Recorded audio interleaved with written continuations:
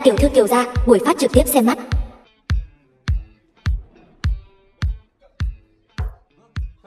Kiều đại tiểu thư, cô đắc tội với lão Xuyên rồi. Tôi cưới cô có thể là mạo hiểm tính mạng đấy. Hay là thế này đi, lấy hết đồ hồi môn của Kiều gia các người, đưa hết cho tôi, thì tôi sẽ cưới cô. Anh không có tư cách. Đi mau. Giả vờ thanh cao cái gì chứ? Nếu không phải Kiều gia, ai thèm cưới cô chứ? Người tiếp theo xin mời vào.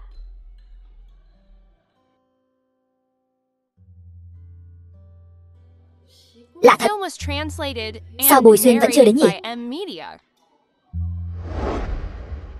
Sao mình lại mong chờ anh ta đến chứ?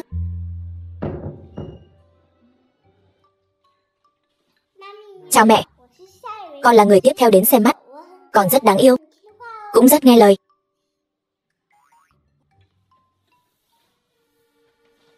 Cháu bé, cháu nhận nhầm người rồi. Cô không phải mẹ cháu, nhưng cháu có thể gọi cô là chị. Chị dẫn em đi tìm mẹ cháu nhé. Chị, gọi thế này cũng không hay lắm. Mình và ba là anh em rồi.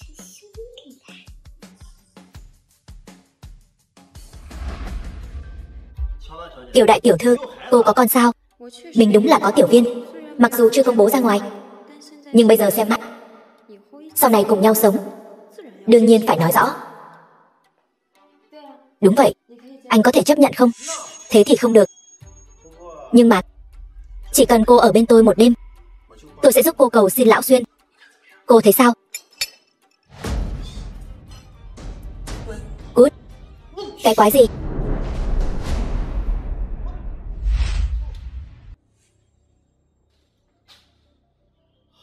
Được, các người đợi đấy cho tôi. Lão Xuyên sẽ không tha cho các người đâu. Ba ngầu quá. Tiểu Đoàn, sao con tự vào trước thế? Ba đi đỗ xe, ba cứ tưởng con bị lạc mất rồi chứ. Chị, đây là ba của cháu. Thực ra cháu là đến để xem mắt cho ba cháu. Chị, Bùi tiên sinh, anh không cần gọi tôi là chị nữa đâu. Gọi thế làm tôi giả mất rồi. Kiều tiểu thư, tôi là đến xem mắt. Không biết cô có hài lòng với tình hình của tôi không?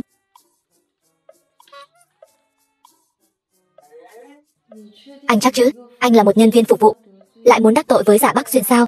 Nhân viên phục vụ.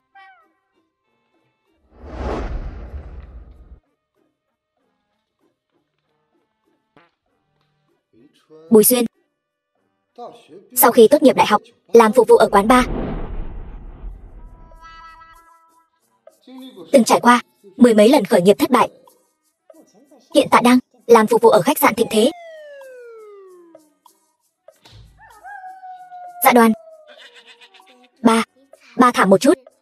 Mẹ mới xót ba. Không cần cảm ơn con. Bùi tiên sinh, anh vẫn chưa trả lời câu hỏi của tôi.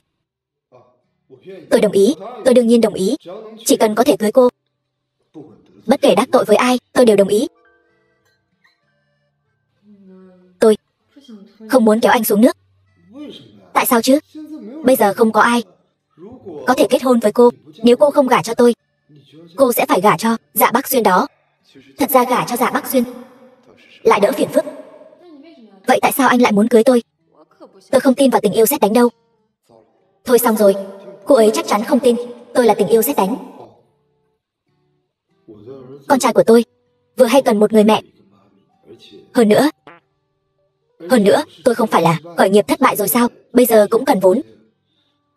Không biết lời giải thích này Kiều tiểu thư có hài lòng không? Nói như vậy mới đáng tin một chút chứ.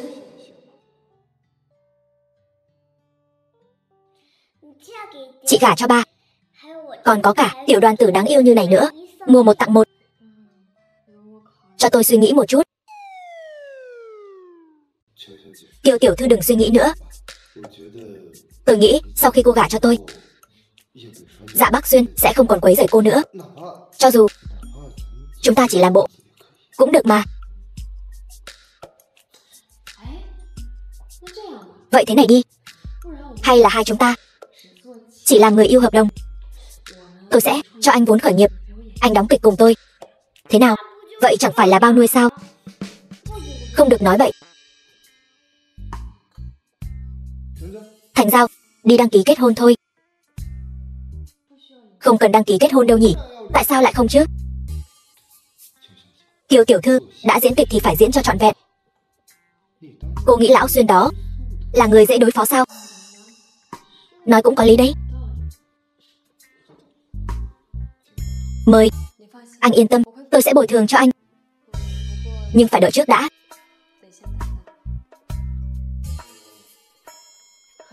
Hợp tác vui vẻ. Hợp tác vui vẻ nhé.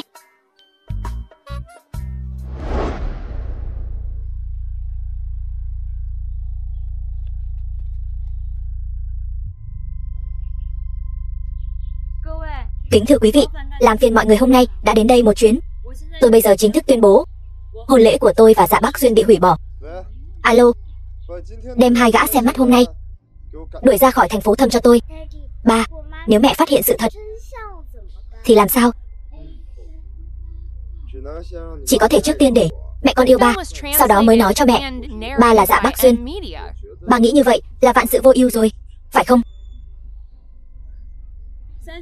3 ngày sau, tôi sẽ tổ chức hôn lễ của tôi và Bùi tiên sinh. Kiều tiểu thư, tại sao cô không gả cho Dạ tiên sinh? Tại sao tôi phải lấy một người mượn rượu gây rối, hoàn toàn không có hình tượng gì cả? Anh ta tự cho rằng mình có tiền là có thể muốn làm gì thì làm. Tôi không chịu cái thói đó đâu. Tuyệt đối không thể để mẹ biết ba là Dạ Bác Xuyên. Ba, vẫn còn kế hoạch B. Đợi đến khi mẹ yêu ba rồi thì nói cho mẹ biết ba là bạn trai cũ của mẹ, không phải tên khốn. Cũng đúng, như vậy cũng không kích thích được cô ấy.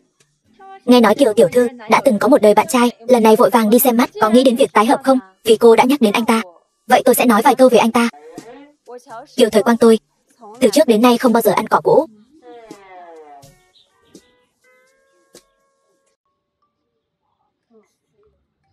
Vừa nãy tôi nhắc đến bạn trai cũ của tôi đang nghĩ là vì đằng nào cũng sắp kết hôn với anh rồi thì giải quyết chuyện trước đây một chút.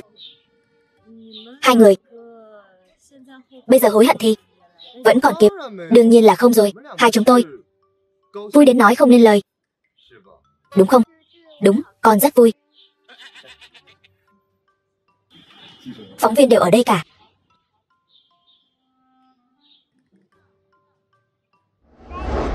Ba không phải là Lão Xuyên oai phong lẫm liệt nữa rồi, cũng không phải là bạn trai cũ si tình nữa rồi. Ba chỉ có thể là phục vụ Bùi Xuyên thôi. Con nói đúng. Ba đi gọi một cuộc điện thoại, bắt cái gã uống rượu gây rối trước đó đến đây cho tôi. Nếu không phải tại anh ta, Thời Quang cũng sẽ không hiểu lầm ba. Đến bây giờ còn có Kiều gia, ba sẽ xử lý từng người một. Mẹ gả cho ba, ba là ba của con. Mẹ không gả cho ba, mẹ là chị gái của con. Sau này ba con mình là ba con hay là anh em thì dựa vào ba đấy. Đợi ba con cưới được Thời Quang rồi nói sau. Còn có con nữa, làm cái tài liệu đó cho ba. Về nhà còn phải học thuộc nữa. Bên ngoài cục dân chính, lạ thật. Tại sao kết hôn với người lạ này lại có cảm giác như kết hôn thật vậy?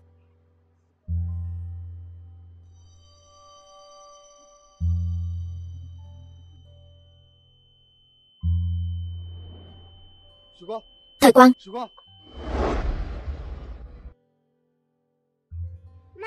mẹ có phải sợ kết hôn không? Cô sao thế? Bùi Xuyên, chúng ta trước đây có quen nhau không? Trước đây chúng ta không quen nhau. Chúng ta chắc chắn là lần đầu gặp mặt. Lần đầu gặp thì lần đầu gặp thôi. Sao anh lại căng thẳng thế? Tôi lần đầu kết hôn, chắc chắn là căng thẳng rồi. Thời Quang, có phải cô đã nhớ ra điều gì không? Gần đây tôi luôn có những đoạn ký ức vụt qua, nhưng tôi lại không nhớ rõ. Chắc là gần đây quá mệt mỏi. Nghỉ ngơi thật tốt, chắc sẽ không sao đâu.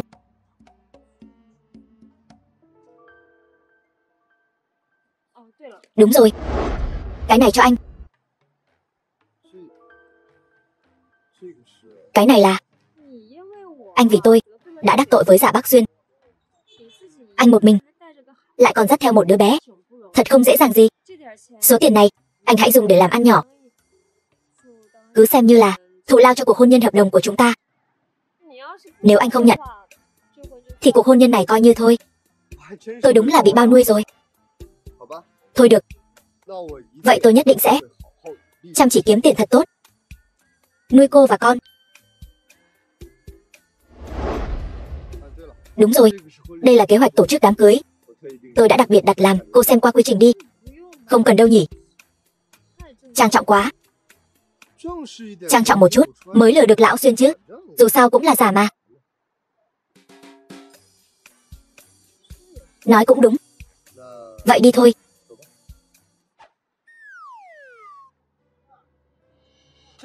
Cẩn thận.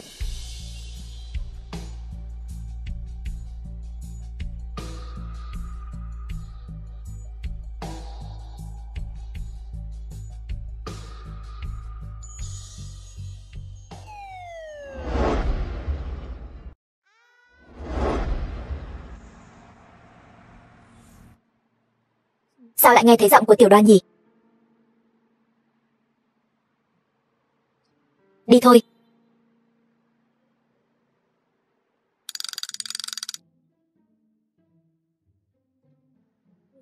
Mẹ làm con sợ bỏ mạng. Thấy chưa? Mẹ của em cũng là mẹ của anh rồi. Mẹ là đồ đáng ghét. Em sẽ về tính sổ với mẹ.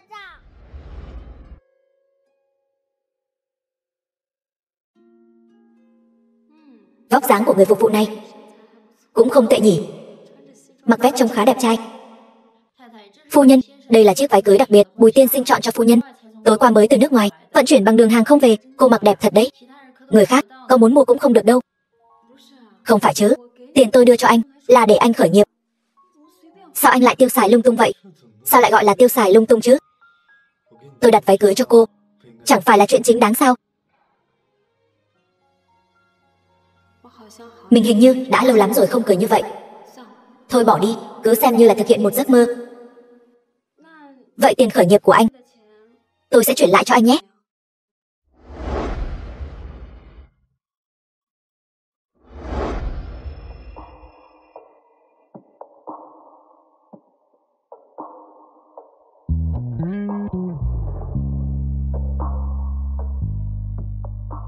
Thời Quang. Đau không? Giọng anh ấy gọi tên mình. Sao quen thuộc thế nhỉ? Quản lý, đi đổi một cái kiểu vương miện khác đi.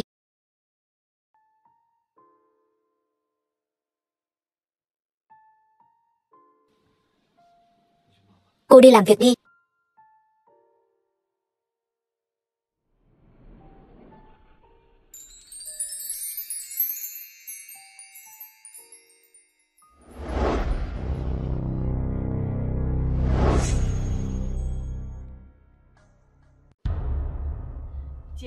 Chị, em vì để tham dự đám cưới của chị, hôm nay đặc biệt đến đây, chọn lễ phục đẹp. Đúng rồi, chị quen biết Bùi tiên sinh từ khi nào vậy? Liên quan gì đến cô? Em đây chẳng phải lo cho chị, lại bị lừa sao? Người này khí chất tốt như vậy, có phải là nhân viên phục vụ không? Liên quan gì đến cô? Tiểu Ánh, ăn nói kiểu gì vậy hả? Kiều tiểu thư, trước đây tôi uống say, thấy Kiều tiểu thư xinh đẹp như vậy, tôi lúc đó hơi bốc đồng. Cho tôi xin lỗi cô nhé. Tôi không chấp nhận. Thật ra tôi cũng có làm gì cô đâu. Sao vậy? Dạ tiên sinh, giữa chốn đông người, ông còn muốn làm gì nữa? Kiều tiểu thư, cô đã không muốn nhìn thấy tôi, vậy tôi đi nhé. Đi đây. Tại sao lão Xuyên này lại nghe lời nhân viên phục vụ này vậy nhỉ? Còn chiếc váy cưới này nữa, chất liệu gia công, với mức lương của nhân viên phục vụ kia, chắc chắn không mua nổi đâu. Đi với tôi. Được. Muốn đi thì ông tự đi.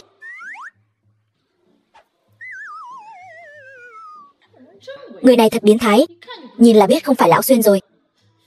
Ngược lại, nhân viên phục vụ kia khí chất hình như mạnh hơn. Anh ta chắc chắn là lão Xuyên. Xem ra Tiểu Thời Quang bây giờ vẫn chưa biết. Vậy chẳng phải tốt sao? Cơ hội của mình đến rồi.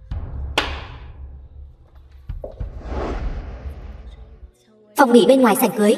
Kiều tiểu thư đến rồi. Kiều tiểu thư, tin đồn bên ngoài nói rằng người kết hôn với cô hôm nay là một người không có gì cả, lại là ba đơn thân. Xin hỏi tình hình có đúng không? Kiều tiểu thư, trước đây cô ở nơi đính hôn công khai cắm sừng Lão Xuyên. Cô không sợ Lão Xuyên lại tìm Kiều ra gây rắc rối sao? Tôi sẽ không để bất cứ ai làm tổn thương Kiều Thời Quang.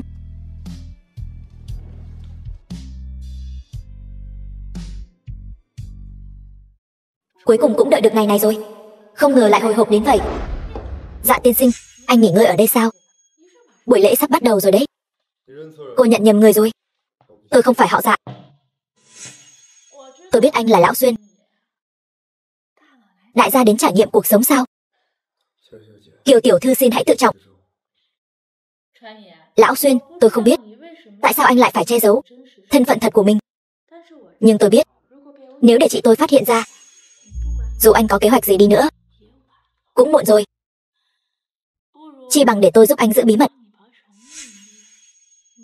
Anh hãy để tôi trở thành người phụ nữ quyền thế nhất.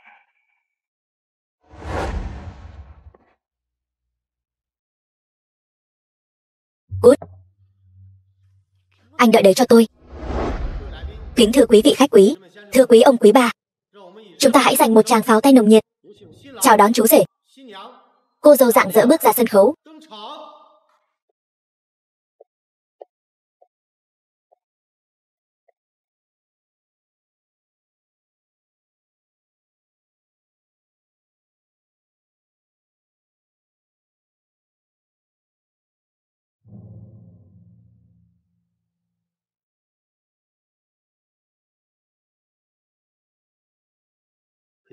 Bùi tiên sinh, dù nghèo khó hay giàu sang, bệnh tật hay khỏe mạnh, anh có nguyện ý cùng người phụ nữ trước mặt anh đây nương tựa cả đời, cùng nhau sẻ chia không? Tôi đồng ý. Kiều tiểu thư, dù nghèo khó hay giàu sang, bệnh tật hay khỏe mạnh, cô có nguyện ý cùng người đàn ông trước mặt cô đây nương tựa cả đời, cùng nhau sẻ chia không? Chị chắc chắn muốn gả cho Bùi Xuyên này sao? Anh ta không hề đơn giản như chị nghĩ đâu. Anh ta làm gì có nhiều tiền để tổ chức cho chị một đám cưới long trọng thế này. Theo em thấy, anh ta chính là Dạ Bắc Xuyên. Anh ta đang trả thù chị nên mới đùa dẫn chị thôi. Tôi không có được, cô cũng đừng hòng có được đám cưới này. Cô đừng hòng được diễn ra.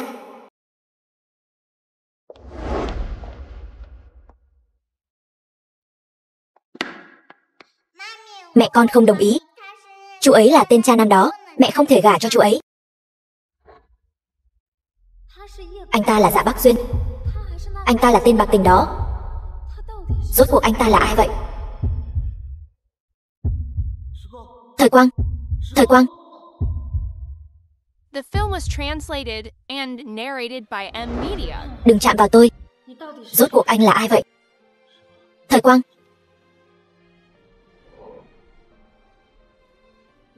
Tiểu Viên, sao con lại đến đây?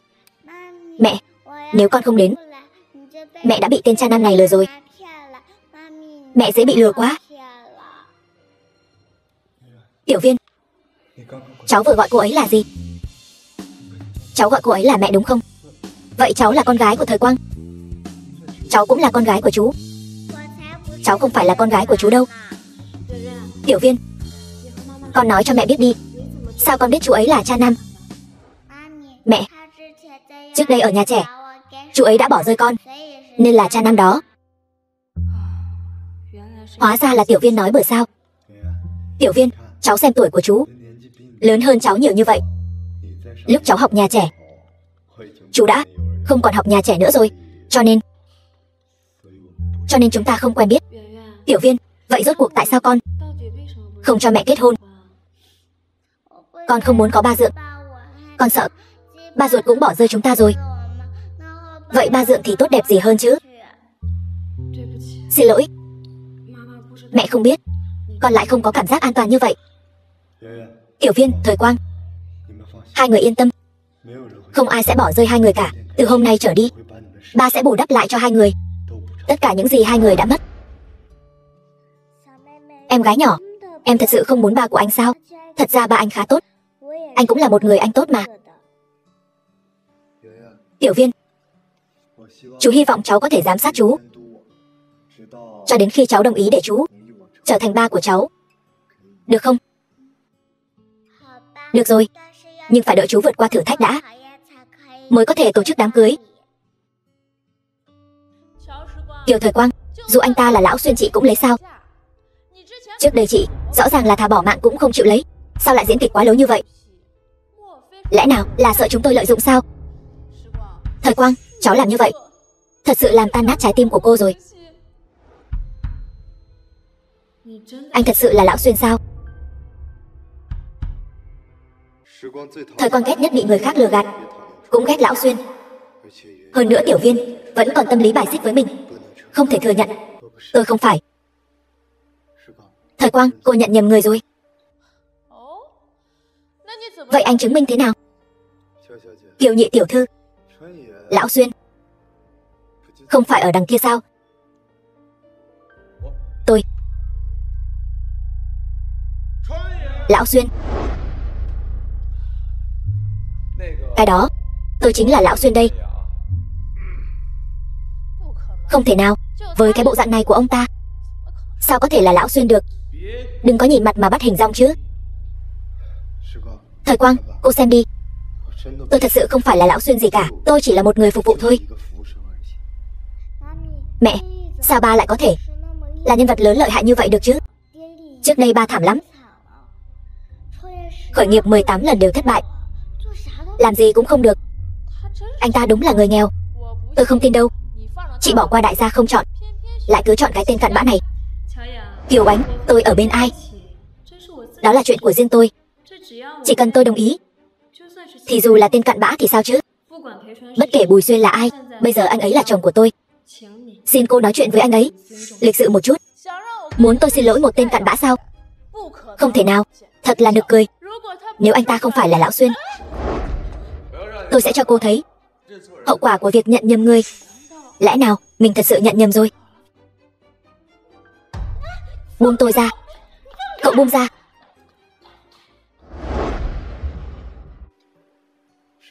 Thời Quang, tôi muốn cô cho tôi một cơ hội. Tôi cũng muốn Tiểu Đoàn cùng Tiểu Viên có một gia đình trọn vẹn, được không?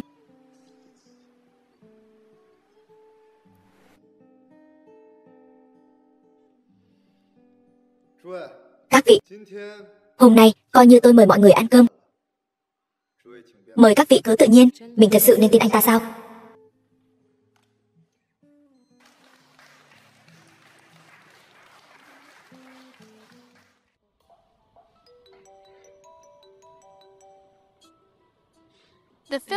Alo, chuyện của Kiều tiểu thư trong thời gian mất trí nhớ, không tra được bất kỳ thông tin nào. Hình như có người cố ý xóa bỏ những chuyện này. Được rồi.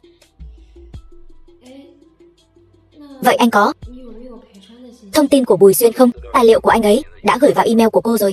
Được. Cái này giống với những gì mình biết nhỉ? Anh có thông tin của lão Xuyên không? Lão Xuyên thì không dám tra, không ai biết ông ấy là ai. Nhưng có người đã gửi ảnh lưng của ông ấy, có thể đưa cho cô, chỉ là tiền trả gấp đôi cho anh. Được, ảnh đã gửi cho cô rồi, có thể đảm bảo là chính ông ấy.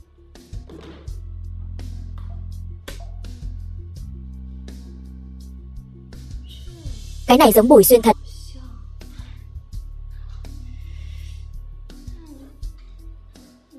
Cũng hơi giống lão Xuyên đó.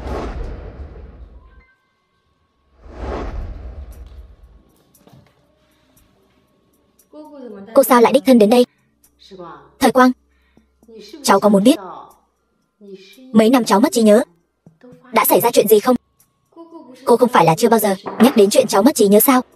Sao lần này lại chủ động thế? Cháu kết hôn chớp nhoáng với người phục vụ đó. Cô thật sự lo lắng cho cháu, cũng không muốn giấu cháu nữa. Vậy cô nói cho cháu biết, người lừa cháu lúc đó tên là gì?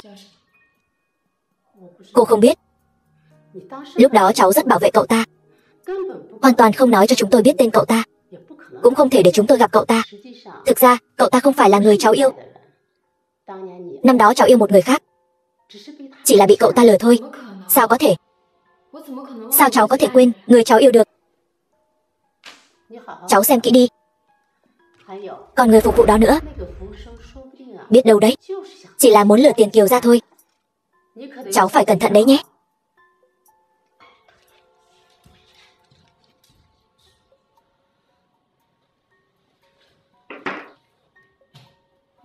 Tại sao? Tại sao mình lại cảm thấy rất thất vọng?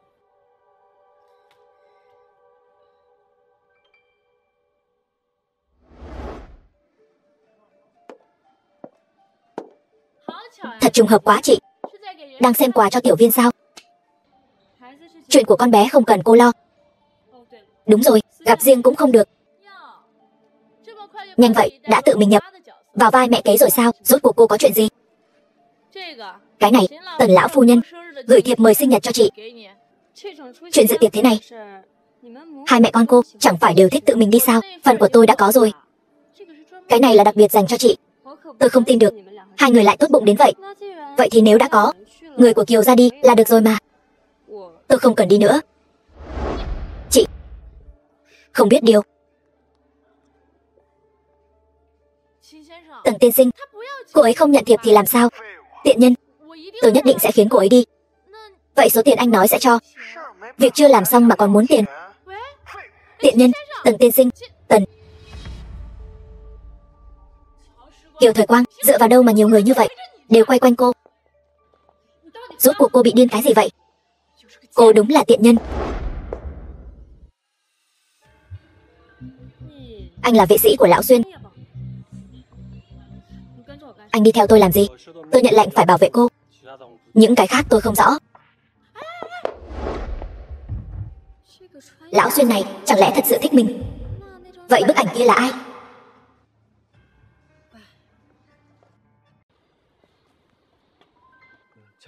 Kiều tiểu thư, đây là thiệp mời dự tiệc thọ của Tần lão phu nhân nhà tôi, mời cô tham dự. Lại là Tần lão phu nhân. Tại sao cứ nhất định phải đưa thiệp này cho tôi? Không cần đâu, Kiều gia sẽ có người đi dự tiệc rồi. Đa tạ, Kiều tiểu thư. Thiếu gia nhà tôi nói, nếu cô muốn biết chuyện trước đây, cô sẽ đi thôi. Anh ta biết chuyện tôi mất trí nhớ.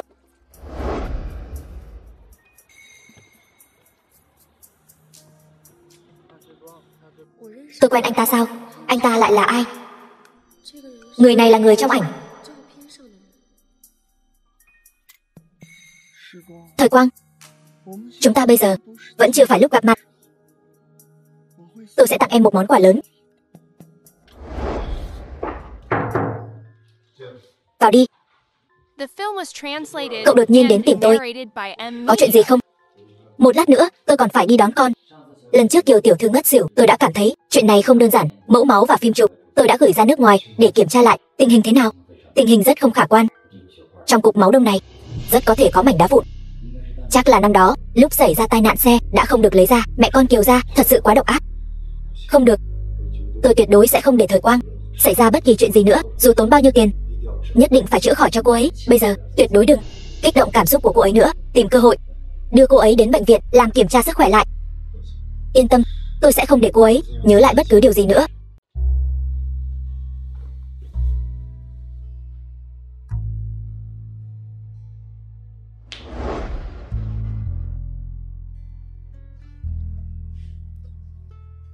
Tôi vừa đi ngang qua nên mua cho cô. Nghĩ gì vậy? Sao nhập tâm thế? Tôi thích ăn cái này nhất đấy. Anh hiểu tôi ghê nhỉ? Đúng rồi. Chẳng phải vì cái này sao? Tôi vừa nói tôi không muốn tìm lại ký ức nữa. Nhưng anh xem, cái này lại xuất hiện. Anh ta nói bảo tôi đi dự tiệc thọ gì đó. Đúng rồi. Anh có biết Tần Tử Ngạn không? Biết. Người thừa kế tương lai của Tần gia. Nhưng tôi nghe nói cậu ta vẫn luôn ở nước ngoài. Nhưng đại bản doanh của Tần gia ở trong nước. Về nước cũng bình thường. Thế anh ta còn nói gì mà? Biết chuyện tôi bị mất trí nhớ. Nhưng tôi đối với người này không có chút ấn tượng nào.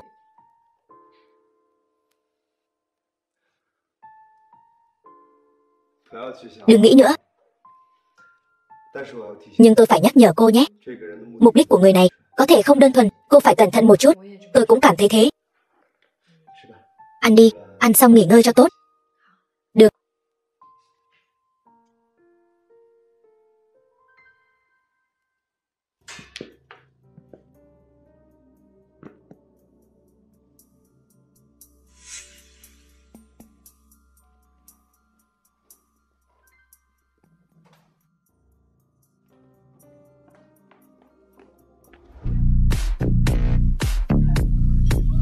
Vui quá. Uống.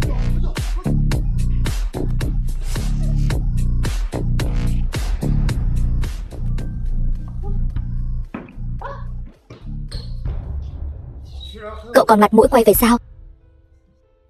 Tại sao lại quấy rầy Thời Quang? Rõ ràng là cậu ly gián mối quan hệ giữa tôi và Thời Quang. Nếu không thì hai chúng tôi đã kết hôn rồi. Tôi nói cho cậu biết, cậu không nên xuất hiện nữa, sẽ hại cô ấy đấy, biết không? Năm đó chính cậu, thằng nhóc nghèo kiết xác, đã lừa cô ấy đi ở bên cô ấy, lại không đối xử tốt với cô ấy. Chính cậu đã hại cô ấy. Bùi Xuyên, anh ta và tên khốn đó rốt cuộc có quan hệ gì?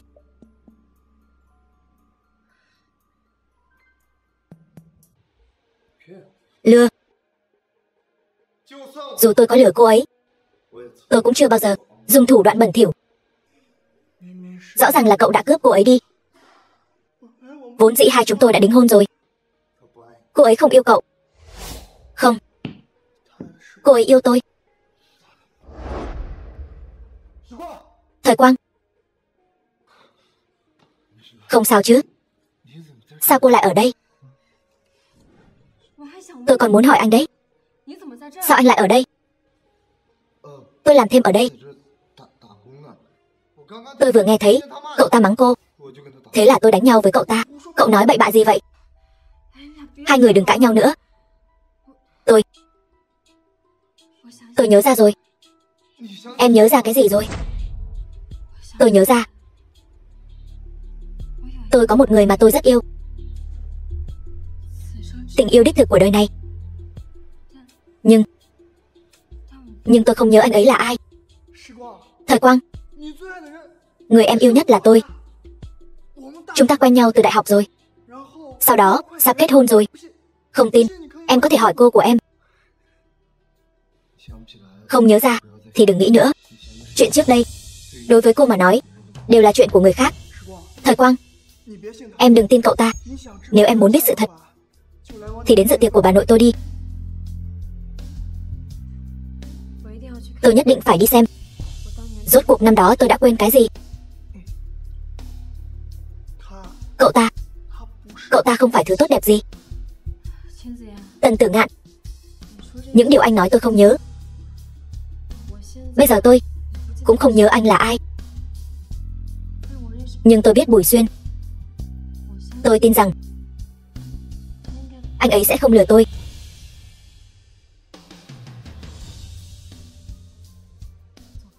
Đi thôi.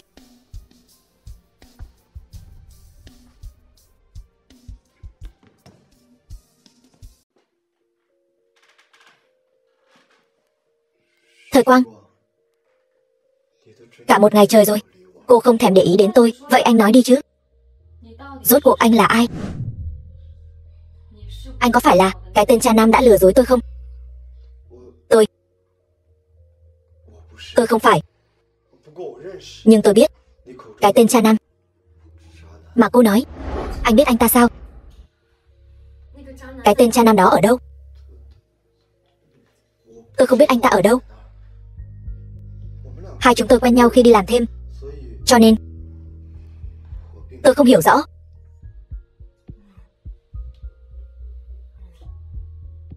Những gì anh và Tần thiếu gia nói hình như không phải như vậy.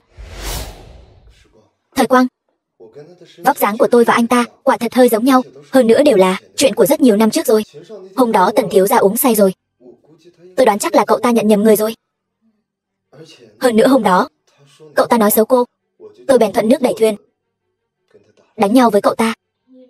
Cái lý do này của anh hơi gượng ép. Bùi Xuyên, tôi ghét nhất là người khác lừa dối tôi đấy. Nếu anh lừa Tôi nhất định sẽ không tha thứ cho anh đâu. Tôi biết, tôi nhất định sẽ không lừa cô. The film was Thời Quang, translated and narrated bữa by tiệc hôm M nay Media. tôi đi cùng cô. Anh không có thiệp mời. Tôi cũng không định dẫn theo bạn trai đi cùng. Bùi Xuyên, tôi nhất định phải cho bản thân một lời giải thích, cho tiểu viên một lời giải thích. Cho dù tôi mất đi phần đó rất tàn nhẫn, tôi cũng phải đi tìm. Vậy hôm nay nếu tôi đóng vai người xấu, nhất quyết không cho cô đi thì sao? Bùi Xuyên, tôi nhất định phải đi. Nếu anh lén lút đi theo, vậy tôi lại càng có lý do nghi ngờ. Anh chính là Lão Xuyên. Dù sao thì một người ba đơn thân khởi nghiệp thất bại, có lẽ không có tư cách tham gia buổi tiệc của Tần gia.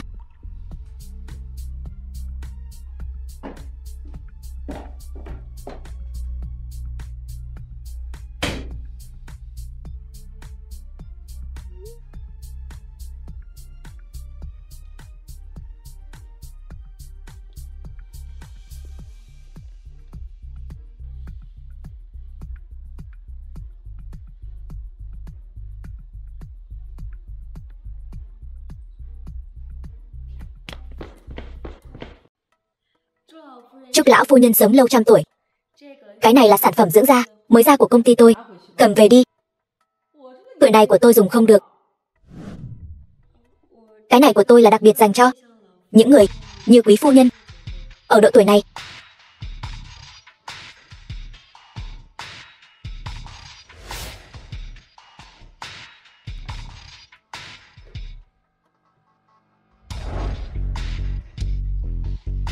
Sao?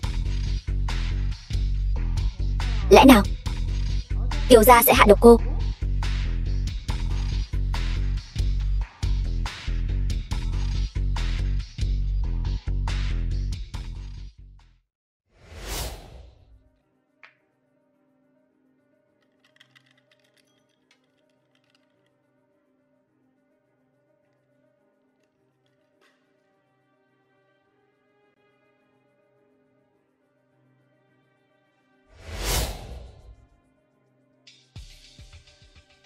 Chị gái, dựa vào một bộ mỹ phẩm mà muốn tặng lão phu nhân Tần gia sao? Tôi còn thấy xấu hổ thay cho Kiều gia.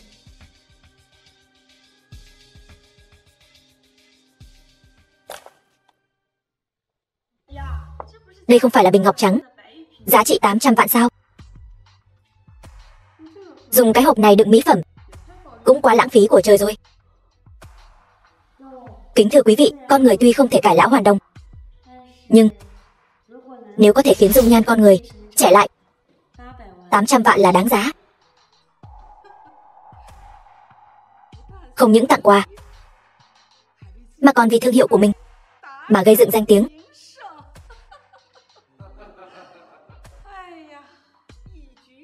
Một mũi tên trúng hai đích. Hèn gì Tử Ngạn có thể để mắt tới. Chỉ tiếc là trước đây hai người đã hủy hôn ước. Bây giờ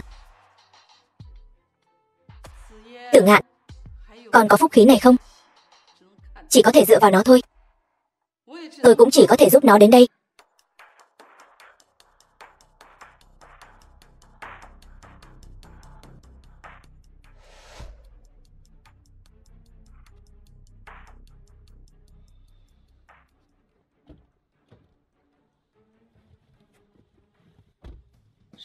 Thiếu gia phía trước xảy ra tai nạn xe cộ rồi, còn 2 cây số nữa là đến Tần gia rồi. Không được. Tần Tử Ngạn gọi Thời Quang đến Tần gia, nhất định có bẩn khúc. Tôi phải nhanh chóng qua đó. Mặc kệ, tôi chạy qua đó. Được. Vậy thiếu gia đi chậm thôi.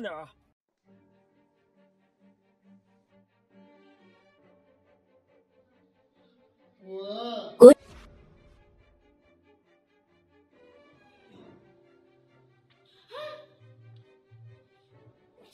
Kiều Thời Quang có gì tốt?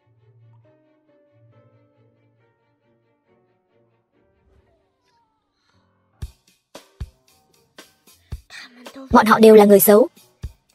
Cô ấy nói chính là viên thuốc này sao?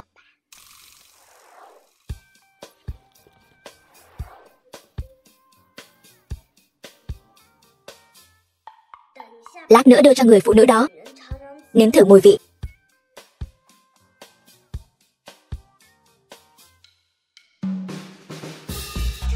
Nhanh vậy sao?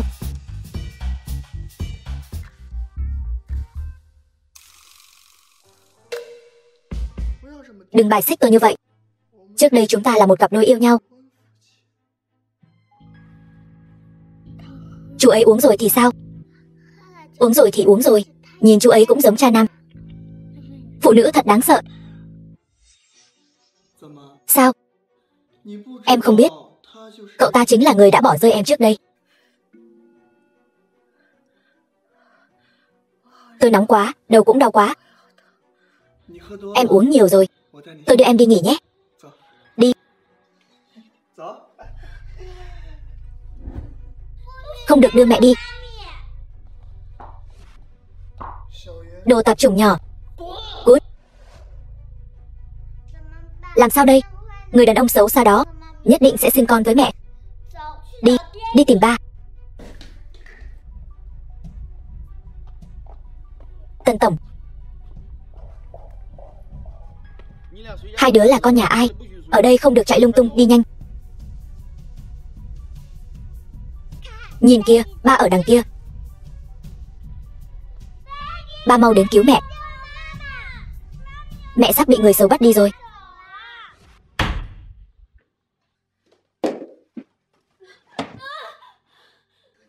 The film was translated and narrated by M Media. Tại sao anh lại làm vậy? Chúng ta sẽ tiến hành những việc chưa hoàn thành từ nhiều năm trước. Đừng chạm vào tôi. Nếu không phải Bùi Xuyên nhúng tay vào, em đã sớm là của tôi. Thời Quang, Thời Quang, Thời Quang. Bùi Xuyên, hay là hai chúng ta thử xem sao? Tôi giỏi hơn Kiều Thời Quang nhiều. Nếu tôi hét lên, bảo vệ sẽ đưa anh đi. Như vậy anh sẽ không tìm thấy Kiều Thời Quang của anh nữa. Hôm nay tôi không có thời gian dây dưa với cô. Nói, cô ấy ở đâu? Cô đoán xem tôi có dám khiến cô biến mất không? Tôi thật sự không biết cô ấy ở đâu. Tôi biết cô ấy bị đưa đi rồi.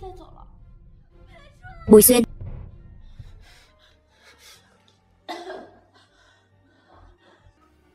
Tôi yêu em. Tiểu Xuyên. Thời Quang. Đừng sợ Thời Quang, có tôi đây. Tôi nóng quá. Tiểu Xuyên, tôi khó chịu quá. Đầu tôi đau quá.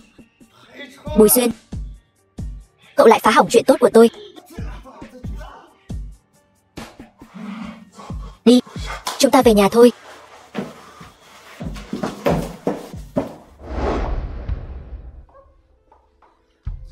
Vào đi. Tần Tử Ngạn là của cô.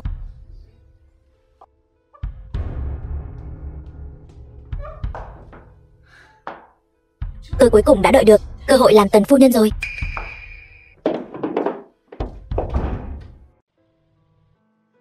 Thiếu gia không sao chứ?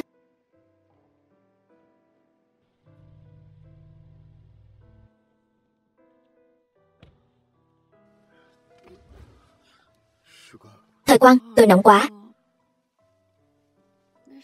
Sao người anh lại lạnh thế? Anh có phải bị bệnh rồi không? Thời Quang, tôi không bị bệnh. Là em bị bệnh. Người anh thật thoải mái. Để tôi dựa vào. Em bị bỏ thuốc rồi. Chúng ta đi bệnh viện ngay. Ngoan nào, tôi không sao mà. Sao tôi phải đi bệnh viện chứ? Tôi không phải có anh ở đây sao? Thời Quang, bây giờ em đang trong trạng thái khôi phục trí nhớ. Tại sao mọi người đều muốn tôi khôi phục trí nhớ chứ?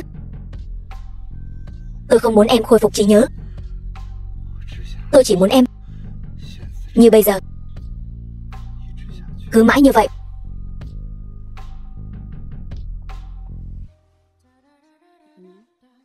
Bùi Xuyên, nhìn anh cũng khá đẹp trai đấy. Thảo nào anh làm ở quán bar. Dáng người cũng khá tốt. Em có biết em đang làm gì không?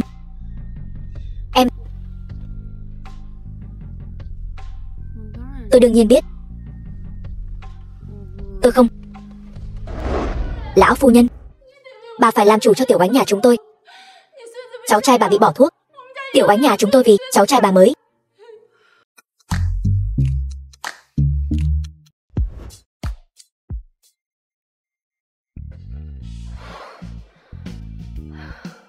Sao mình lại mơ thấy giấc mơ như vậy chứ?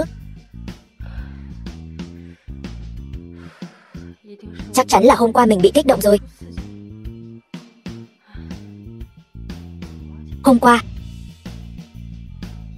Hôm qua Tần Tử Ngạn nói với mình, Bùi Xuyên chính là người đã làm hại mình. Tên cha năm đó. Thời Quang,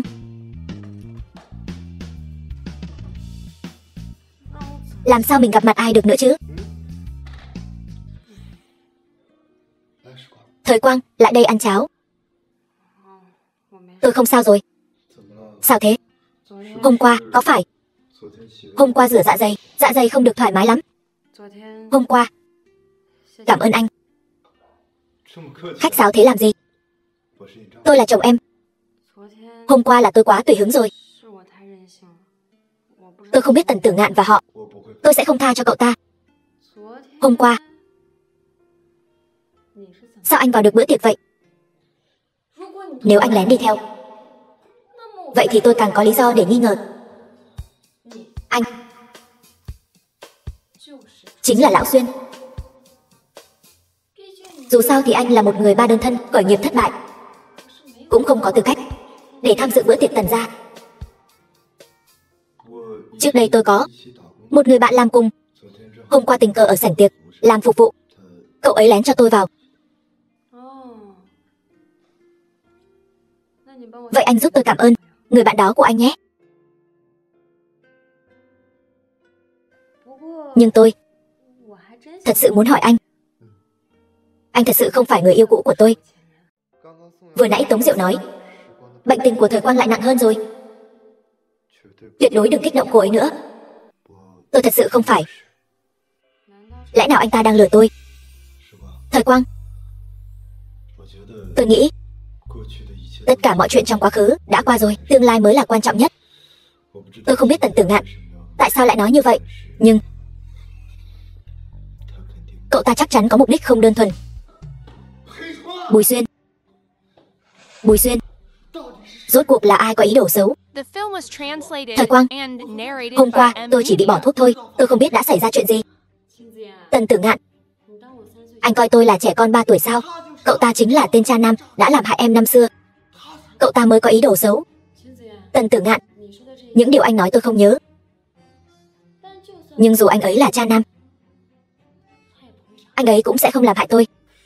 Thời Quang, vì em không nhớ, em dựa vào đâu mà nói vậy? Bởi vì tối hôm qua anh ấy rõ ràng có thể. Em bị bỏ thuốc rồi. Chúng ta đi bệnh viện ngay. Nghe lời đi. Anh ấy bây giờ là chồng hợp pháp của tôi. Làm gì tôi thì cũng bình thường thôi. Nhưng anh ấy không làm. Cho nên bây giờ tôi có thể nói với anh rất rõ ràng. Người muốn làm hại tôi bây giờ không phải anh ấy, mà là anh. Tôi chỉ là muốn giúp em khôi phục trí nhớ.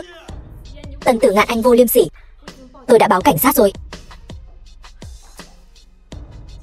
Chị, tại sao chị lại câu dẫn vị hôn phu của tôi, lại còn nói muốn báo cảnh sát? Vị hôn phu? Đúng vậy. Hôm qua chúng tôi còn ở bên nhau. Chị còn nói gì mà báo cảnh sát?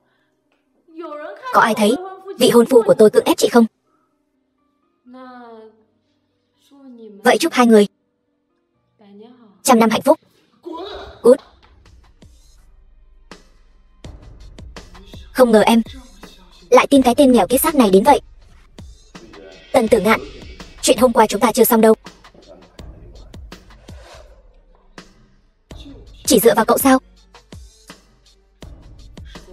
Quang, hôm qua là lỗi của tôi. Tôi tuyên bố, tôi đầu tư 10.000 vạn cho nhà em. Anh đùa sao? Bây giờ tôi còn không biết anh là ai. Tôi không cần. Chị, đây là chuyện của Kiều gia, không phải một mình chị có thể quyết định được. Kiều gia. Vậy bây giờ tôi rời khỏi Kiều gia. Bùi Xuyên, chúng ta về nhà. Nếu Kiều Thời Quang không ở Kiều gia, vậy khoản đầu tư này cũng vô hiệu. Tùy. Em, chị đừng như vậy. Tần tiên sinh, dù sao chị ấy cũng họ Kiều, sao có thể nói đi là đi được. Hơn nữa, sau này chị ấy đi theo tên phục vụ đó, sao có thể sống tốt được chứ. Tôi có thể giúp Tần tiên sinh theo đuổi được chị. Cút. Chỉ là một tên phục vụ nhỏ bé thôi. Xem tôi làm sao xử lý cậu ta. Đứng dậy đi. Thật mất mặt. Cô nhớ kỹ, đính hôn chỉ là gây sự chú ý trước công chúng. Nửa năm sau sẽ hủy bỏ, được. Kiều Thời Quang, cứ chờ đấy cho tôi. Em nghỉ ngơi thêm chút đi. Tôi không sao cả.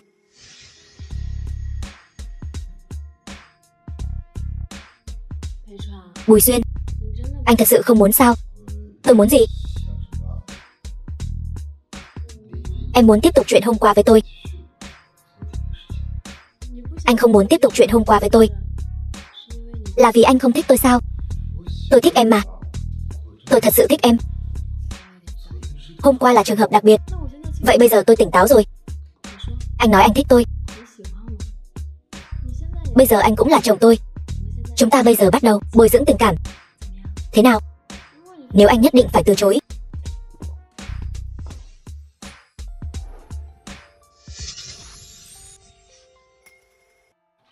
Bùi Xuyên, tôi nói với Tần Tử Ngạn là thật. Tôi biết anh sẽ không làm hại tôi. Cho nên anh thật sự không phải người đã làm hại tôi. Tôi thật sự không phải. Thật sự không phải. Thật sự không. Được rồi. Tôi muốn nghỉ ngơi rồi. Anh ra ngoài đi. Vậy là vừa nãy em đang thử tôi sao? Trừ khi anh nói cho tôi biết tất cả. Em. Tôi ra ngoài trước đây.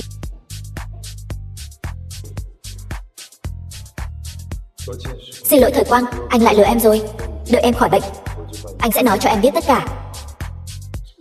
Cái tên Bùi Xuyên này sao lại kỳ lạ thế nhỉ? Chẳng trách từ khi gặp anh ta mình lại nhớ lại chuyện trước đây.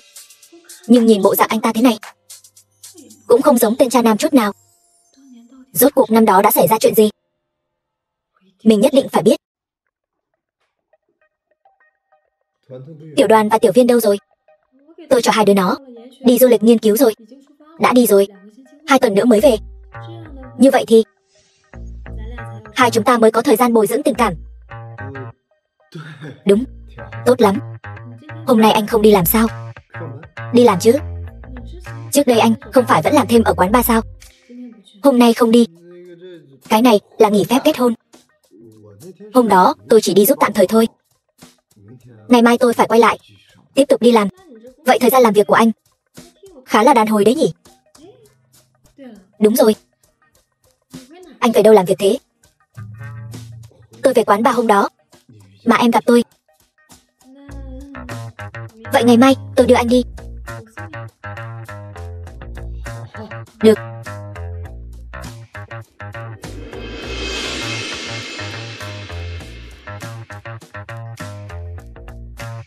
Anh ta không phải đã cùng tên khốn trước đây làm thêm cùng nhau sao? Vậy thì trước hết hãy bắt đầu từ công việc của anh ta.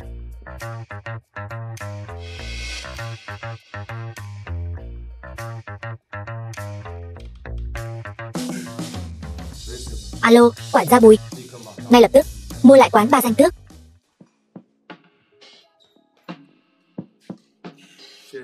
Quý cô đây có cần phục vụ không? Được thôi, tôi cũng trải nghiệm thử xem. Vâng. Còn ly rượu này là một ly rượu trái cây. Độ cồn không cao lắm đâu, có thể uống một chút.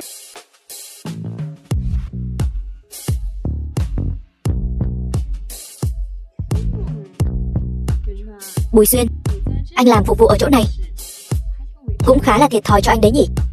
Không thiệt thòi đâu. Nhưng mà anh ở cái chỗ như thế này, chắc là có khá nhiều phú bà muốn bao nuôi anh nhỉ? Tôi đây, chủ yếu là dựa vào nỗ lực của bản thân để khởi nghiệp thành công. Không sao,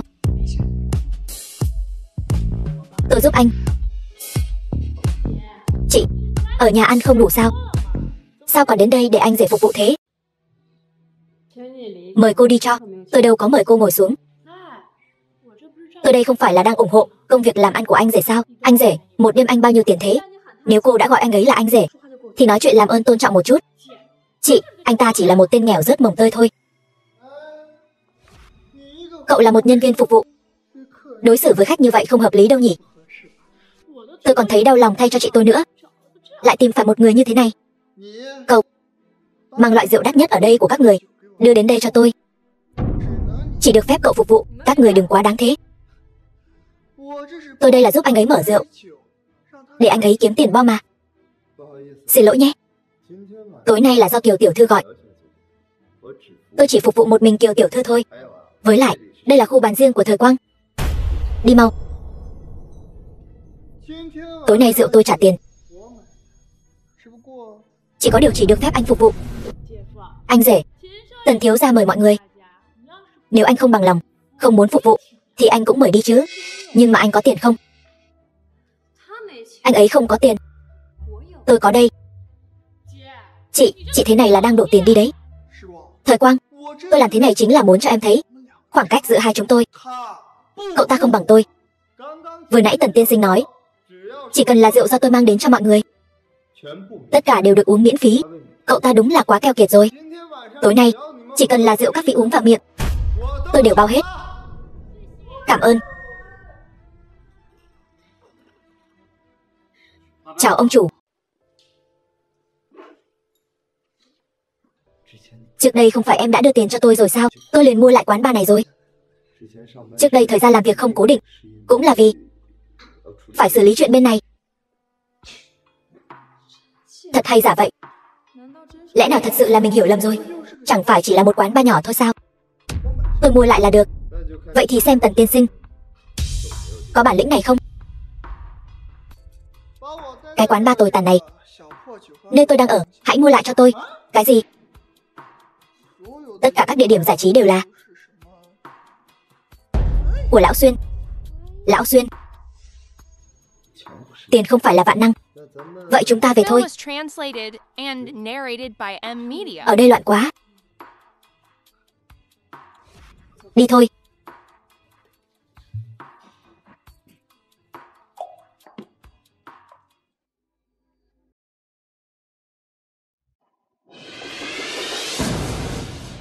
Đợi đến nước ngoài, anh sẽ cho em một bất ngờ. Tiểu Xuyên, Thời Quang, em không sao chứ? Tiểu Xuyên, anh không sao. Em cứ nghĩ anh đã bỏ mạng trong vụ tai nạn xe rồi. Thời Quang, em đã nhớ lại hết rồi sao? Nhớ lại cái gì cơ? Hôm qua chúng ta bị tai nạn xe. Vậy sao chúng ta lại ở đây? Vết thương của em cũng lành rồi. Tiểu Xuyên, con em đâu rồi? Thời Quang, mọi chuyện đã qua rồi. Đã 5 năm rồi. Tiểu Xuyên, chuyện này là sao vậy? Thời Quang, tất cả giấc mơ của em đều đã thành hiện thực. Chỉ là em đã quên anh thôi. Tiểu Xuyên, sao em có thể quên anh được chứ?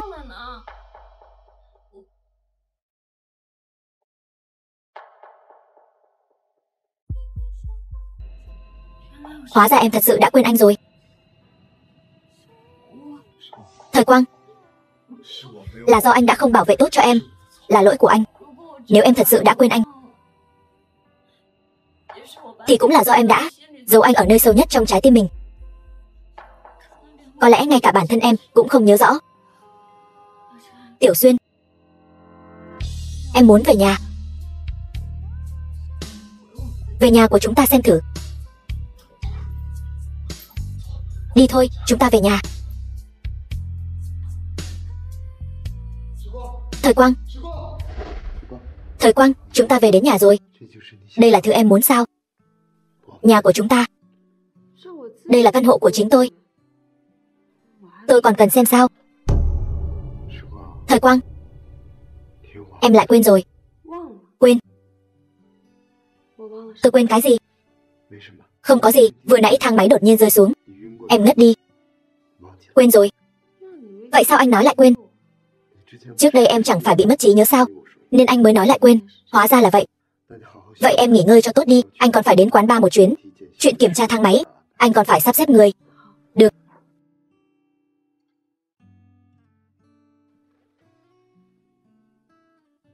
Chắc chắn có gì đó không đúng.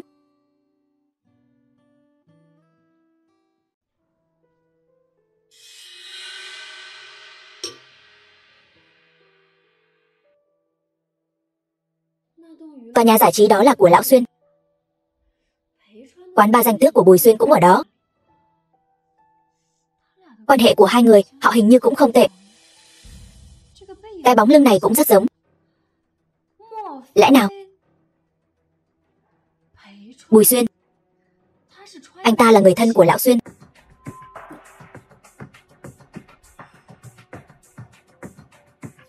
Hôm qua thang máy xảy ra sự cố. Trước khi ngất đi, mình và một người đang ở trên xe.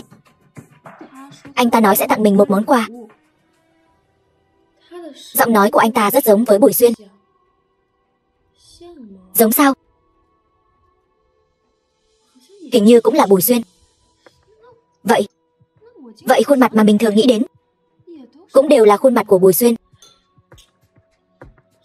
Rốt cuộc đây có phải là anh ấy không? Hay là vì mình cứ gặp anh ấy mãi nên ảnh hưởng đến trí nhớ của mình rồi?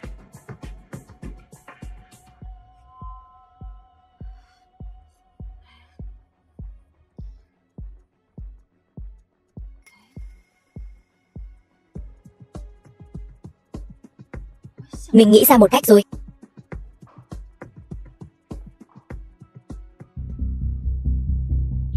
Kiều tiểu thư, thang máy hỏng rồi. Không nhìn thấy gì cả.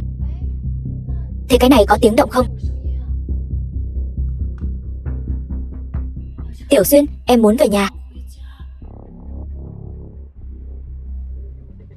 Được, cảm ơn anh nhé.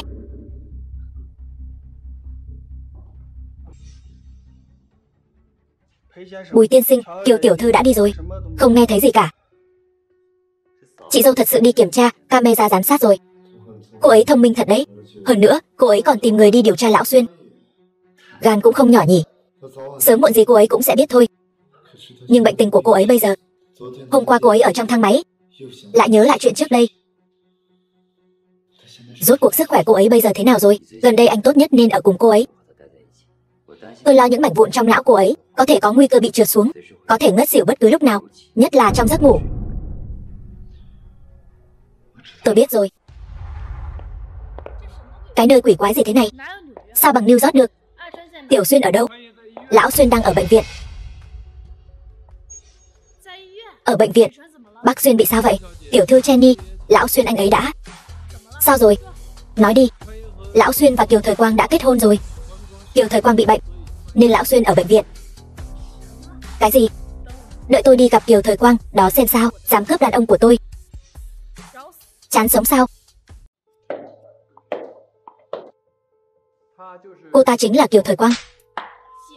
Tiện nhân dám cướp đàn ông của tôi. Sao cô lại đánh tôi? Tiểu thư Jenny, cô ấy chính là em gái của Kiều Thời Quang. Hóa ra là em gái của tiện nhân đó. Đáng đời. Tiểu thư Jenny, hóa ra cô là kim chủ của tên phục vụ đó sao? Cô không biết tiện nhân Kiều Thời Quang này quá đáng đến mức nào đâu.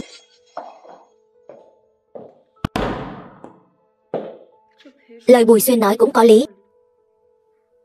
Nếu mình xảy ra chuyện gì thì tiểu viên sẽ chỉ còn một mình. Nhưng nếu mình không phẫu thuật, e rằng sẽ còn nghiêm trọng hơn.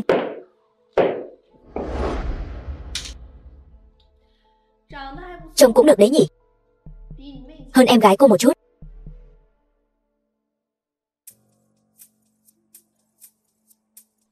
Cô tìm ai? Có chuyện gì không? Nghe nói cô kết hôn với Bắc Xuyên rồi. Lập tức ly hôn. Đừng ép tôi ra tay. Bùi Xuyên, Ly hôn. Tại sao tôi phải nghe lời cô? Cô là mẹ anh ta sao? Chị đừng nói bậy. Người phụ nữ này, cô ta là kim chủ của anh rể. Các người đang nói bậy bạ gì thế? Tôi là vị hôn thê của Bắc Xuyên. Cô lập tức ly hôn với Bắc Xuyên đi. Không phải, tiểu thư này. Ý cô nói là Bùi Xuyên sao? Hay là Bắc Xuyên? Bắc Xuyên trong dạ Bắc Xuyên. Nhưng cho dù cô là mẹ anh ta thì cũng không thể ép người khác ly hôn được chứ. Tôi cảnh cáo cô đấy nhé. Nếu cô dám tiết lộ thân phận thật của tôi, tuyệt đối sẽ không tha cho cô đâu. Nghe rõ chưa? Anh kết hôn rồi sao? Rõ ràng anh là vị hôn phu của em mà. Bây giờ cô có thể rời đi được chưa? Bắc Xuyên, em nhớ anh nên mới đến tìm anh. Người phụ nữ này là ai thế? Bùi Xuyên. Rốt cuộc anh là Bùi Xuyên hay là Bắc Xuyên? Anh lừa tôi. Tôi chính là Bùi Xuyên. Tôi không phải dạ Bắc Xuyên nào cả. Hóa ra là tiểu thư Jenny đây. Nhận nhầm người rồi. Vừa nãy cô ta cứ khăng khăng bảo hai chúng ta ly hôn đấy. Tiểu thư Jenny, anh ta có phải là Bắc Xuyên mà cô nói không? Nếu phải, tôi sẽ ly hôn với anh ta. Anh ấy đương nhiên là Bùi Xuyên rồi. Đúng không Bùi Xuyên? Cô ra ngoài trước đi. Lát nữa tôi sẽ giải thích với cô. Em đợi lời giải thích của anh.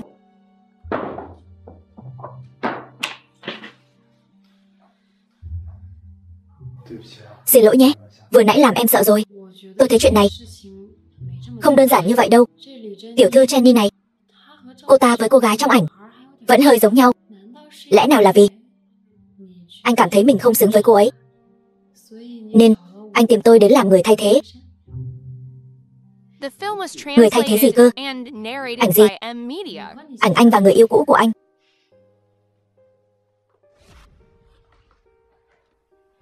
Em nói là tấm ảnh này đúng không? Lúc đó em ngất xỉu cũng là vì nó. Đúng rồi, chính là cái này. Cô gái này. Đây chẳng phải là Lý Jenny sao? Đương nhiên đây không phải Lý Jenny rồi. Cô ấy từ nhỏ đã lớn lên ở nước ngoài. Ba cô ấy là một phú thương. Nếu nói như vậy thì là lúc anh làm thêm ở nước ngoài đã được Lý Jenny để mắt tới sao? Rồi hai người bắt đầu một cuộc tình. Thiên kim nhà giàu và chàng trai nghèo yêu nhau lắm cắn nhau đau. Tôi không có tình cảm với cô ấy. Thời Quang chúng ta không phải là ghen đấy chứ. Dù sao thì tôi và anh cũng là hôn nhân hợp đồng. Chuyện của anh tôi cũng không có lý do gì để chất vấn anh. Chỉ là bây giờ bạn gái cũ của anh không đến tìm anh nữa sao? Vậy chúng ta cái gì? Chúng ta không phải đã nói rồi sao? Có thể thử lại một lần nữa không? Tôi bây giờ thế này chẳng có gì tốt để thử với anh cả. Tôi cũng không thử được. Chúng ta ly hôn đi. Không được. Tôi không đồng ý. Vậy thì sao đây? Anh và thiên kim nhà giàu của anh yêu nhau lắm cắn nhau đau. Tôi nhất định phải tham gia sao? Thời Quang, thật ra em đoán không sai. Tôi chính là người này trong ảnh. Gã đàn ông tồi đã lừa dối em. Anh. Vậy tại sao anh lại bỏ rơi tôi? Cho dù anh có nỗi khổ tâm đi nữa, tại sao anh không đến tìm tôi? Xin lỗi Thời Quang. Đều là lỗi của tôi. Xin lỗi. Nếu anh là anh ấy, anh hẳn rất mong tôi khôi phục trí nhớ. Vậy tại sao anh lại ngăn cản tôi khôi phục trí nhớ? Có phải anh có chuyện gì đó giấu tôi không? Bởi vì khôi phục trí nhớ sẽ kích động bệnh tình của em, có thể sẽ không bao giờ tỉnh lại nữa. Tôi chưa từng làm chuyện gì có lỗi với em. Anh có biết không? Những năm qua, tôi và Tiểu Viên đã chịu bao nhiêu khổ cực. Trước đây tôi đã hỏi anh bao nhiêu lần, anh đều không nói cho tôi biết. Bây giờ anh nói cho tôi biết, có ý nghĩa gì nữa chứ? Thời Quang, anh có nỗi khổ tâm. Anh là vì tốt cho em. Tin anh đi mà. Cho nên anh chính là vì ngăn cản tôi phẫu thuật, anh mới nói cho tôi biết. Thời Quang, chúng ta không chữa nữa có được không? Em muốn biết gì anh đều nói cho em biết. Khôi phục hay không có quan trọng đến thế sao? Thế nếu tôi không phẫu thuật thì sao? Có phải anh sẽ giấu tôi cả đời không? Có phải không? Phải.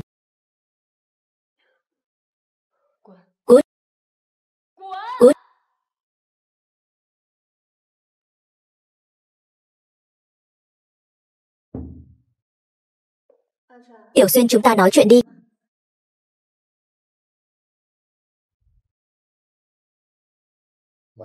Về ngay.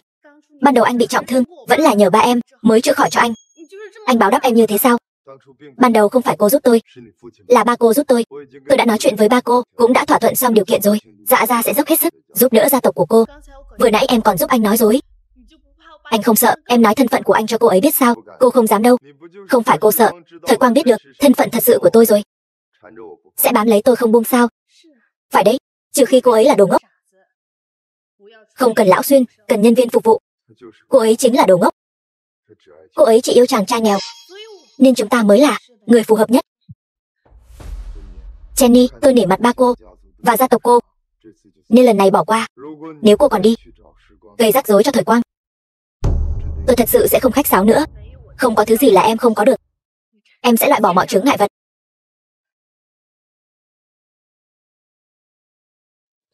Chị dâu, trước đây không phải anh vẫn gọi tôi là Kiều tiểu thư sao? Anh Xuyên bảo tôi đừng nói lỡ miệng. Sao anh quen Bùi Xuyên vậy? Anh ta không phải chỉ là người khởi nghiệp thất bại, lại là ba đơn thân sao? Cái đó, trước đây anh ấy làm người chăm sóc ở bệnh viện, sau đó thấy anh ấy tốt, nên chúng tôi quen nhau thôi. Được rồi. Cô thật sự muốn làm phẫu thuật này sao? Không phải anh có 90% thành công sao? Tôi chắc chắn 90%.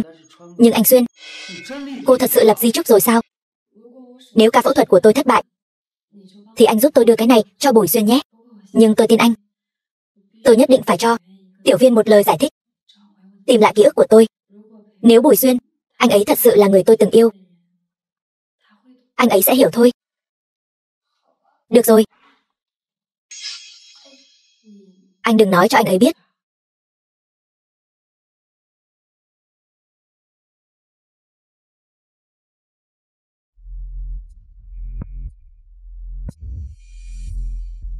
Alo anh. Chị dâu sắp phẫu thuật. Tôi vốn không định nói cho anh biết đâu.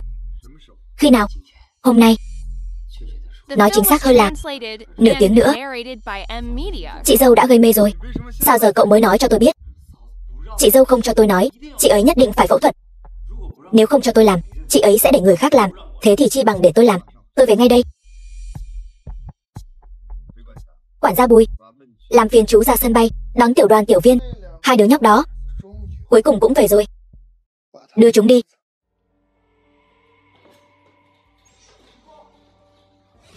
Thời Quang. Thời Quang, anh yên tâm, ca phẫu thuật sẽ không có vấn đề gì đâu. Tôi biết tôi không thể ngăn cản cô ấy. Tôi chỉ không ngờ rằng cô ấy thậm chí không chịu nói với tôi một lời nào. Cái này chị dâu đưa cho anh.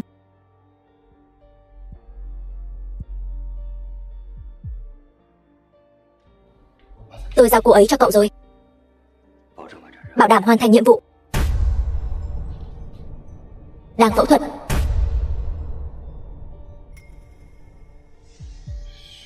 Thời Quang, em chắc chắn sẽ không sao đâu. Bức di thư này anh sẽ để đến cuối cùng mới mở. Thời Quang, anh thật sự hối hận. Lẽ ra hồi đại học anh nên nói cho em biết thân phận lão Xuyên của anh.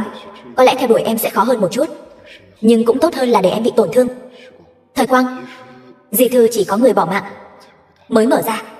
Anh sẽ không mở đâu. Anh muốn đợi em tự miệng nói với anh. Bùi Xuyên, cảnh này em hình như đã thấy ở đâu rồi. Lúc đó chắc là lúc em sinh Tiểu Viên nhỉ? Sinh xong Tiểu Viên, đợi em tỉnh lại, em đã quên mất chuyện rất quan trọng trong cuộc đời mình. Anh cứ nói là lỗi của anh, nhưng em thấy điều này không công bằng với anh, cũng không công bằng với em và Tiểu Viên. Đợi đến khi phẫu thuật thành công, chúng ta có thể quay về như xưa rồi.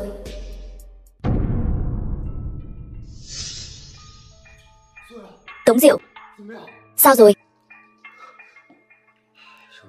Phẫu thuật rất thành công, nhưng vẫn phải đợi chị dâu tỉnh lại. Tôi muốn cô ta vĩnh viễn không tỉnh lại được. Thời Quang, giấc mơ từng có của em đều đã thành hiện thực rồi. Em chỉ cần mở mắt ra là có thể nhìn thấy chúng ta có hai đứa con đáng yêu. Anh là ai vậy? Cho chúng tôi vào. Chúng tôi đến thăm Tiểu Thời Quang. Không có lệnh, không thể cho các người vào. Xin mời rời đi. Thời Quang, anh ra ngoài xem sao. Lệnh của ai? Bây giờ tôi rất lo cho Thời Quang. Tại sao không thể vào? Lệnh của tôi. Anh là một tên ăn bám. Tại sao không cho chúng tôi vào thăm Kiều Thời Quang? Tôi là chồng hợp pháp của Kiều Thời Quang. Đương nhiên tôi có tư cách. Tôi còn là cô của Thời Quang. Có quan hệ huyết thống nữa đấy, tôi cũng có tư cách vào. Thời Quang bây giờ vẫn đang trong giai đoạn nguy kịch, không tiện tiếp khách. Xin mời về. Bây giờ tôi nghi ngờ cậu định giam lỏng Thời Quang. Cho tôi vào. Anh là một người phục vụ, tìm mọi cách để câu dẫn Kiều Thời Quang. Có phải là nhìn trúng tài sản Kiều gia chúng tôi rồi không? Đúng vậy. Có phải cậu muốn hại bỏ mạng Thời Quang không? Nếu không tại sao không cho chúng tôi vào? Các người từ khi nào lại quan tâm Kiều Thời Quang như vậy?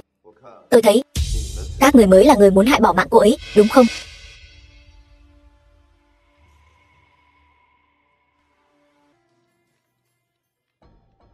Đương nhiên chúng tôi quan tâm Thời Quang rồi. Đứng lại. Cô vào trong làm gì rồi? Tôi không làm gì cả. Không làm gì cả.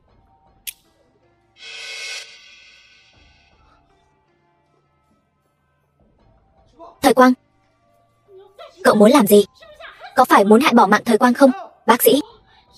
Thời Quang, cháu thật thảm hại. Tống Diệu, mau kiểm tra một chút. Kiểm tra một chút. Rốt cuộc anh là ai? Tại sao bọn họ đều nghe lời anh? Tôi là người mà cô không thể chọc vào. Thế nào rồi? Chị dâu không sao? Trong ống tiêm có thuốc độc mãn tính. Mặc dù không gây bỏ mạng người, nhưng sẽ làm tê liệt não bộ, khiến người ta vĩnh viễn không tỉnh lại được. Cô có muốn thử không? Không, tôi sai rồi. Loại thuốc độc này không phải một người hộ lý nhỏ bé như cô có thể có được. Nói xem ai đứng sau chỉ đạo cô. Tiểu Xuyên. Chuyện này là sao? Là Kiều nhị tiểu thư chỉ đạo tôi. Tôi còn không quen cô. Nhị tiểu thư, cô nói sau khi thành công cho tôi 500 vạn. Cũng là cô giúp tôi dẫn dụ Bùi tiên sinh đi. Nếu không phải vì cô, tôi căn bản không có cơ hội đi vào phòng bệnh. Bùi tiên sinh, xin anh tha cho tôi đi. Cái này thật sự không phải tôi. Nếu tôi lấy mạng Kiều Thời Quang thì sẽ không nhận được di sản. Sao tôi có thể lấy mạng chị ấy được? Di sản gì? Lão gia từ lúc còn sống đã lập di chúc.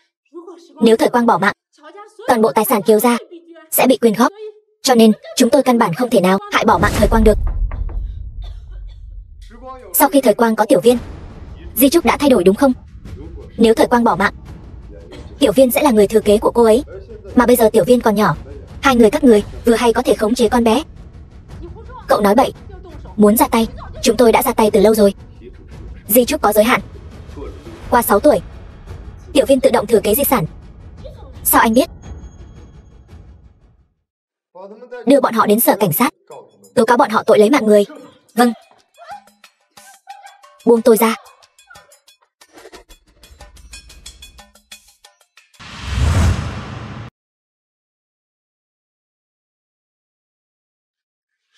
Thời Quang, em tỉnh rồi.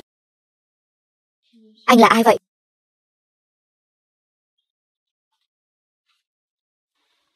Những người này cô có nhớ không?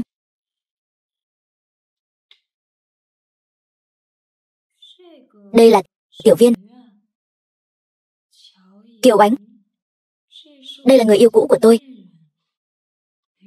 Bùi Xuyên. Thời Quang, em đã nhớ lại hết rồi. Đúng vậy, em nhớ lại hết rồi. Nhưng vừa nãy em chỉ đùa anh thôi. Nhưng mà trạng thái của em hình như không đúng lắm. Nhìn kết quả cộng hưởng từ trước đó, mảnh đá trong não chị dâu đã không còn nữa rồi. Hơn nữa Hội Hải Mã cũng không bị tổn thương. Chất độc trong dây truyền dịch cũng không đi vào cơ thể. Đây là nhớ lại hết rồi sao? Nên nghỉ ngơi cho tốt là được rồi. Bác sĩ Tống, làm phiền anh ra ngoài một lát. Tôi muốn nói chuyện với Bùi Xuyên.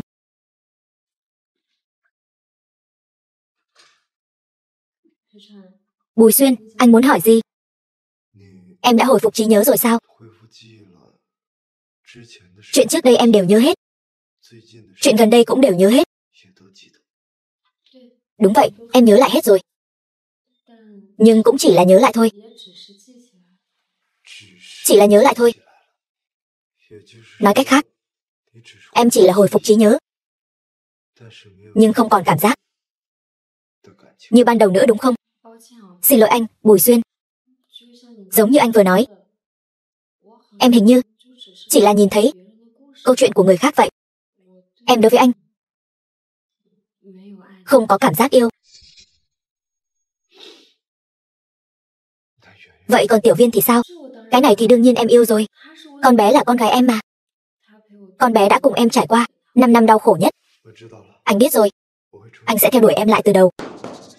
Thời Quang. Thời Quang, hóa ra em ở đây. Em có biết không? Tiểu Viên mất tích rồi. Tiểu Viên bị cái tên nghèo kiết xác này làm mất tích rồi. Cậu nói rõ ràng xem nào. Chuyện gì vậy? Tiểu Viên đi đâu rồi? Chuyện gì thế? Tôi còn muốn hỏi cậu đấy. Chuyện gì thế? Cậu đưa Tiểu Viên đi đâu rồi? Tiểu Viên đi nghiên cứu thực tế 2 hôm trước. Đáng lẽ 2 hôm nay phải về rồi. Con bé đâu? Tôi đã cho người đi đón rồi. Đáng lẽ 2 hôm nay phải về rồi. Tôi gọi điện hỏi thử. Cho người. Cho ai? Một là cậu đã làm mất Tiểu Viên, hai là cậu đã giấu Tiểu Viên đi. Cậu muốn làm gì? Cậu có phải muốn dùng Tiểu Viên để khống chế Thời Quang không? Sao cậu biết Tiểu Viên mất tích? Khi tôi đi tìm Thời Quang, phát hiện có gì đó không đúng. Thời Quang, đến bây giờ em vẫn tin cậu ta sao? Tần Tử Ngạn, tôi đã khôi phục trí nhớ rồi. Thời Quang, em đã nhớ lại hết rồi sao? Đúng vậy, tôi đã nhớ lại hết rồi. 5 năm trước, anh chỉ vì tài sản Kiều gia mà muốn đính hôn với tôi. Từng có lúc anh còn muốn ép tôi ra nước ngoài. Sau khi ra nước ngoài, anh liền hủy hôn với tôi. Bây giờ anh quay lại rồi, anh lại muốn ép tôi khuất phục. Thời Quang, anh sai rồi. Tất cả là do trước đây anh quá yêu em. Anh không cần giải thích. Tôi nói với anh những điều này chỉ muốn để cho anh biết tôi càng tin Bùi Xuyên hơn. Thời Quang, em nghỉ ngơi cho tốt đi. Em yên tâm, anh nhất định sẽ đưa Tiểu Viên về. Thời Quang.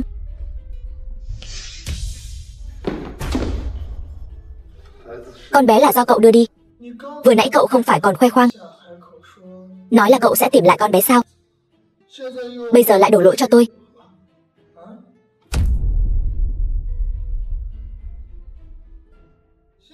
Bây giờ lập tức đi tìm con bé cho tôi. Ai tìm thấy sẽ thưởng 100 vạn. Cái độ nghèo kiết xác như cậu làm sao làm được?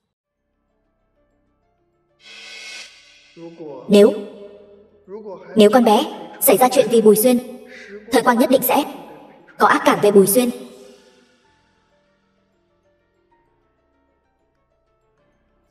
Từ bây giờ trở đi, phong tỏa trong phạm vi thành phố, tất cả sân bay, đường cao tốc, cửa khẩu quốc lộ, tìm tất cả nhà kho bỏ hoang và nhà bỏ hoang, đặc biệt là trong phạm vi Tần gia. Trong vòng 3 tiếng, tôi phải thấy con bé. Tuân lệnh. Tôi không nghe nhầm đấy chứ? Cậu muốn phong tỏa tất cả các cửa ra vào. Cậu biết 1 phút đáng giá bao nhiêu không? Cậu đền nổi không? Cậu còn nói 3 tiếng. Tôi thấy cậu lại chẳng sốt ruột tìm con bé chút nào. Cứ như là biết con bé ở đâu vậy. Sao tôi có thể biết được? Cậu cứ chậm rãi thế này lại rất đáng ngờ.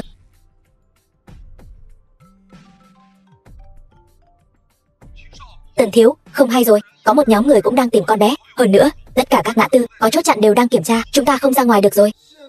Bây giờ mau đi tìm con bé. Chẳng phải anh nói là cứ để họ tự sinh tự diệt sao? Chúng tôi đã rời đi rồi. Không hiểu tiếng người sao? Tôi bảo anh đi tìm bọn trẻ.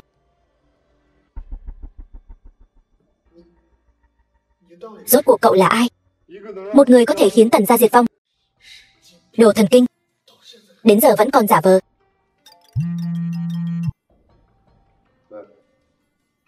Lão Xuyên, người đã tìm thấy rồi. Ngay trong kho hàng hải quan của Tần gia. Còn bắt được kẻ bắt cóc bọn trẻ nữa. Xử lý thế nào? Lão Xuyên, Tiểu Đoàn, Tiểu Viên, các con không sao chứ? Ba, chúng con không sao. Chú Bùi, thẩm vấn ra kẻ chủ mưu đằng sau. Cậu. Lão Xuyên, tôi đã nói với cậu rồi, Tần Tử Ngạn, tôi là người sẽ khiến Tần gia các người diệt vong. Nếu để Thời Quang biết cậu là Lão Xuyên, vậy thì Thời Quang chắc chắn sẽ không thèm để ý đến cậu. Bảo bối, nói cho bà biết, vừa nãy có sợ không? Không, giống như chơi trốn tìm vậy.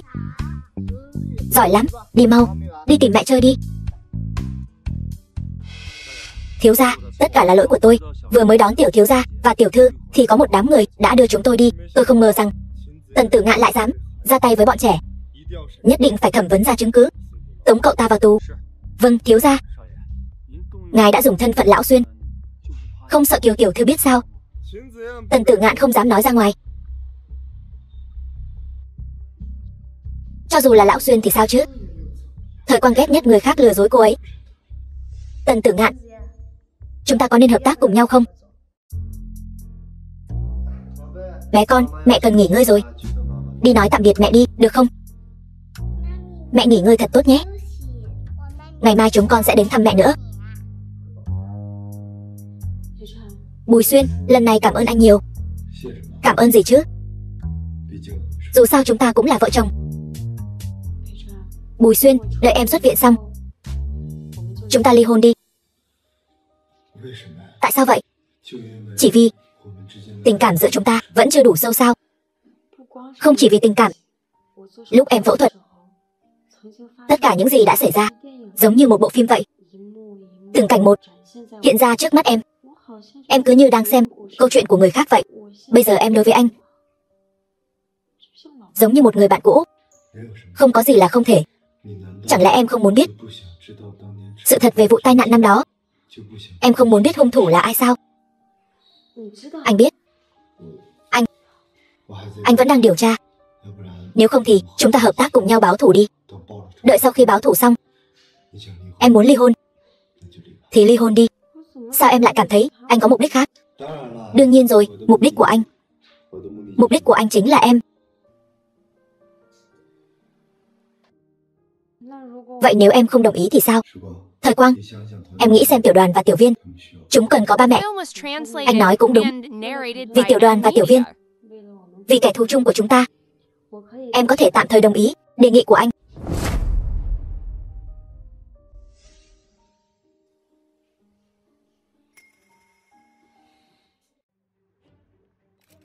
Tần tiên sinh, tại sao anh lại muốn thôn tính Kiều Thị? Tập đoàn Kiều Thị bây giờ trở nên như vậy, tôi cũng rất đau lòng. Cho nên tôi cho tập đoàn Kiều Thị một cơ hội.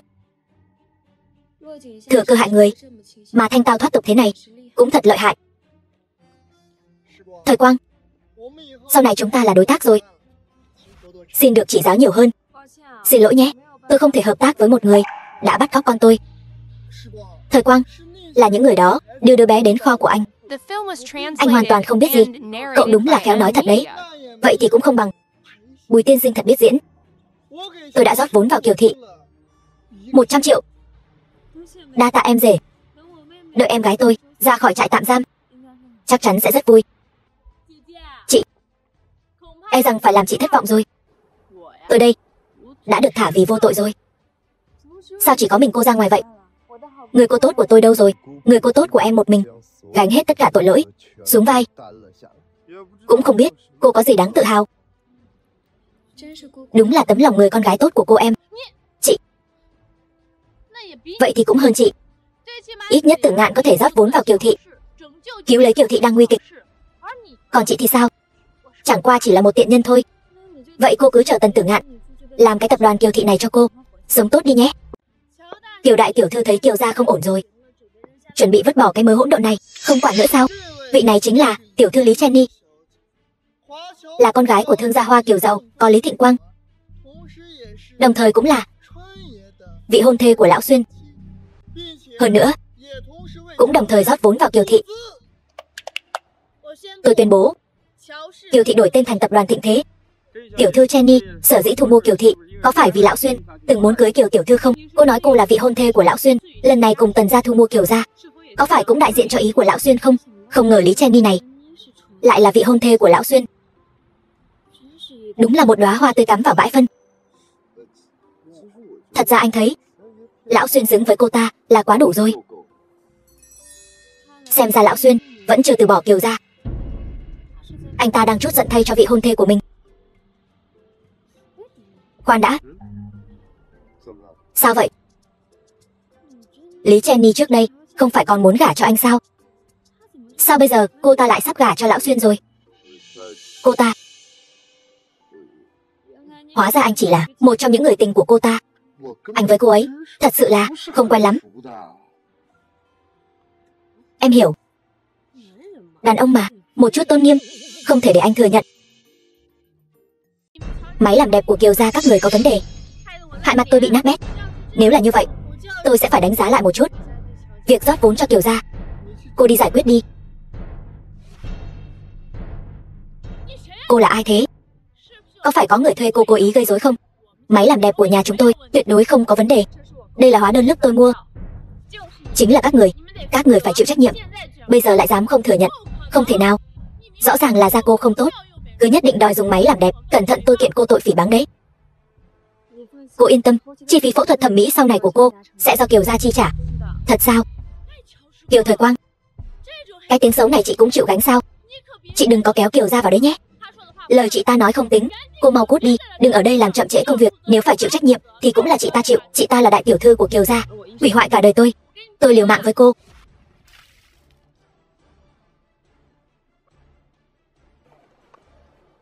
Tiện nhân này tốt nhất là bị hủy dung. Cô nói chuyện kiểu gì thế? Nếu có bị hủy dung thì cũng là cái tên nghèo kiết xác kia.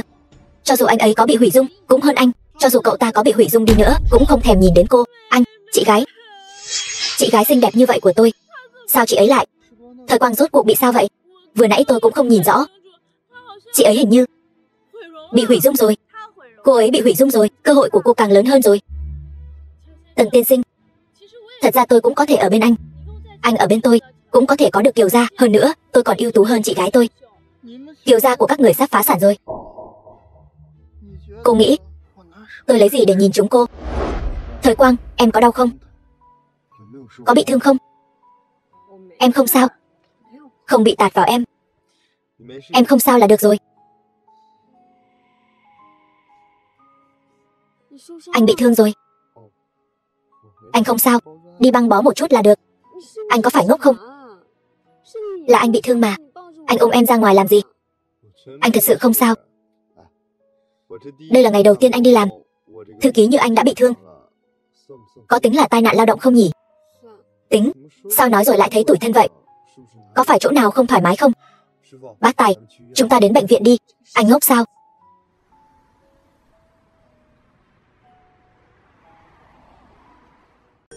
Không phải chứ? Hai người có gì đâu, băng bó cái gì, tới trễ xíu nữa.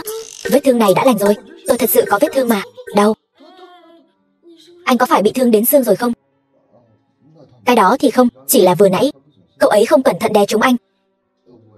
Vết thương này của tôi có gì cần chú ý không? Không được chạm nước, không được hoạt động. Qua 2 ngày là khỏi thôi. Qua 2 ngày. Vậy thì 1 tuần đi. Chị dâu, trước đây chị không phải nói là không thích anh tôi sao? Sao bây giờ lại lo lắng vậy? Anh ấy không phải vì tôi mà bị thương sao?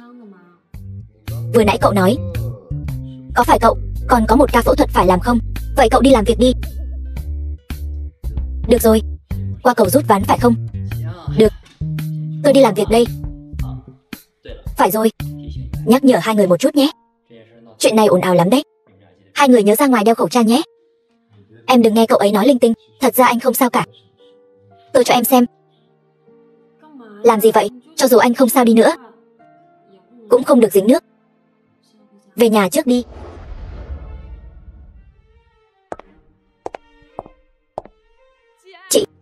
Chị làm em lao bỏ mạng đi được. Kiều Ánh, cô có bệnh thì đi chữa bệnh đi. Đừng ở đây cản trở, cút đi. Chị xem này, người trên mạng đều nói chị bị hủy dung rồi. Thế này thì làm sao đây? Em đừng lo, anh sẽ liên hệ người giúp em gỡ tìm kiếm nổi bật xuống ngay. Không cần, em có cách của mình. Cách? Chị sẽ không đi tìm Tần tiên sinh chứ? Với bộ dạng xấu xí của chị bây giờ, không xứng với anh ấy đâu. Cô xứng nhất. Được chưa? Kiều đại tiểu thư, nghe nói gần đây cô bị hủy dung, trở thành mỹ nữ xấu nhất. Về việc này cô có suy nghĩ gì? Các người là phóng viên của hãng nào? Các người đừng có rắc muối lên vết thương của chị tôi nữa, được không? Vừa hay, tôi có chuyện muốn thông báo với mọi người. 3 ngày sau, tôi sẽ tổ chức họp báo. Đến lúc đó, tôi có chuyện quan trọng muốn tuyên bố, cũng sẽ giải đáp thắc mắc của mọi người.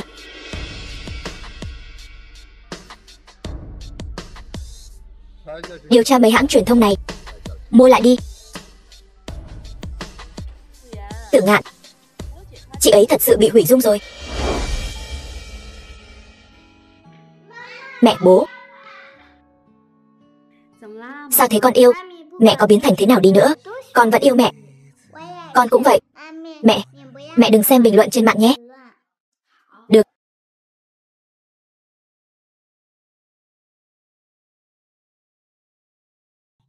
Mẹ không sao đâu. Ba của các con cũng bị thương. Các con còn chưa an ủi ba đâu đấy. Ba đừng có mít ướt nhé. Ba da dày thịt béo. Không sao đâu.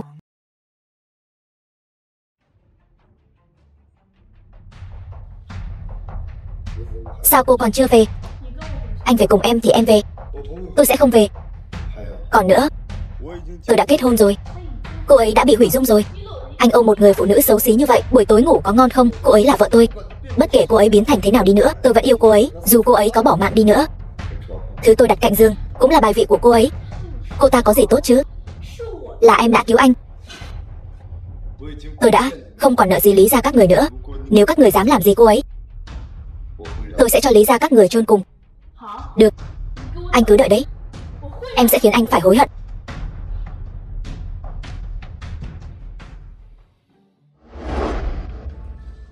Bùi Xuyên, em mang sữa đến cho anh đây. Vừa hay, bây giờ anh tự kỳ lưng không tiện. Em đến giúp anh đi. Được. Đưa sữa đây cho anh. Sao lại đồng ý rồi? Thôi vậy, cũng không phải là chưa từng thấy.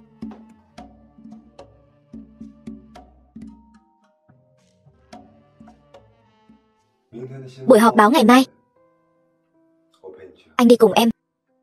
Không cần. Anh đưa tiểu đoàn và tiểu viên đi học đi. Em tự mình làm được.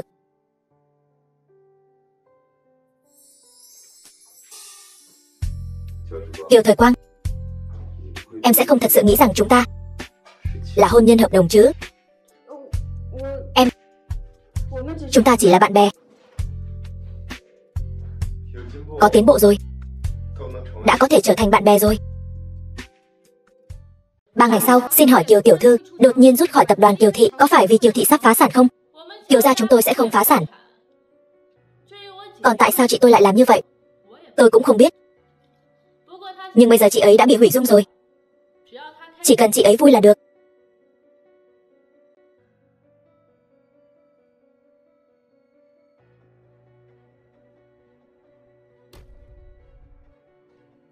Ở đây, tôi có chuyện quan trọng cần thông báo với mọi người. Bắt đầu từ hôm nay, tôi sẽ thành lập thương hiệu Thập Quang Chi Luyến. Kiều Thời Quang, chuyện này tôi không đồng ý. Cô không đồng ý là vì di chúc của ông nội. Di chúc gì?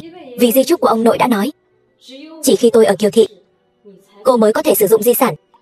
Hoặc tôi không có ở đó, Tiểu Viên cũng được.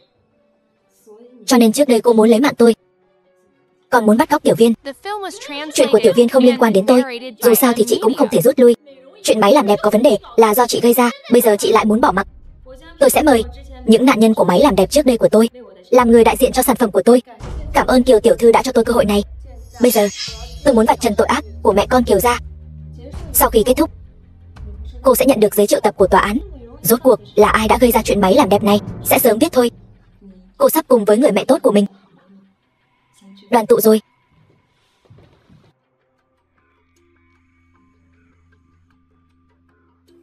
Đúng là một tiện nhân. Không phải nói cô ấy bị hủy dung rồi sao? Quả không hổ là người phụ nữ tôi thích. Anh nghĩ cô ấy sẽ để mắt đến anh sao? Mơ đi.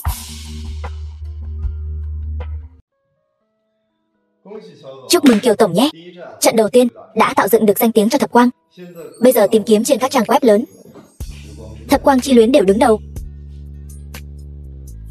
Nhanh vậy đã nhập vai rồi sao? Đương nhiên rồi. Anh khởi nghiệp thì không được, nhưng làm thư ký thì anh rất giỏi. Lần này, tuy đánh úp bất ngờ,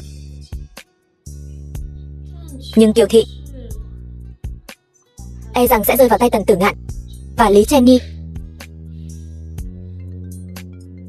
Tần Tử Ngạn.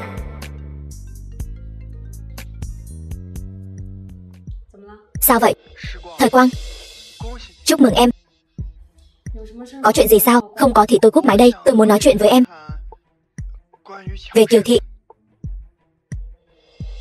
Anh có ý gì vậy? Kiều Thị vốn dĩ là của em. Chúng ta có thể liên minh. Thập Quang Chi Luyến của em chỉ là một thương hiệu nhỏ, không cần anh bận tâm. Thời Quang, em không cần quá lo lắng. Có em thì Kiều Thị mới tồn tại.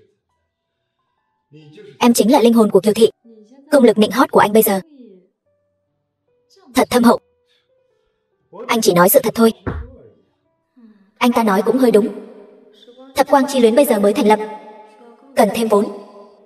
Nhưng Tần Tử Ngạn bọn họ sẽ không đồng ý rót vốn đâu. Cho nên, vẫn còn nhớ anh nói anh quen Lão Xuyên không? Lão Xuyên, anh ta có phải là đối tác tốt không? Anh thì thấy, thực ra nếu em tìm hiểu thêm một chút, sẽ thấy Lão Xuyên thực ra là người không tệ. Cứ gặp rồi nói sau. Có lẽ mình có thể nhân cơ hội này nói cho cô ấy biết. Sao vậy? Em tha thứ cho anh ta rồi sao? Không có. Kinh doanh thì nói chuyện kinh doanh thôi mà. Em thấy Lão Xuyên này chỉ số IQ của anh ta hình như không cao lắm. Nếu có thể kéo anh ta về đội của hai chúng ta, e rằng Tần Tử Ngạn và Lý Jenny này chắc sẽ không còn kiêu ngạo như vậy nữa. Thời Quang, thực ra anh chính là...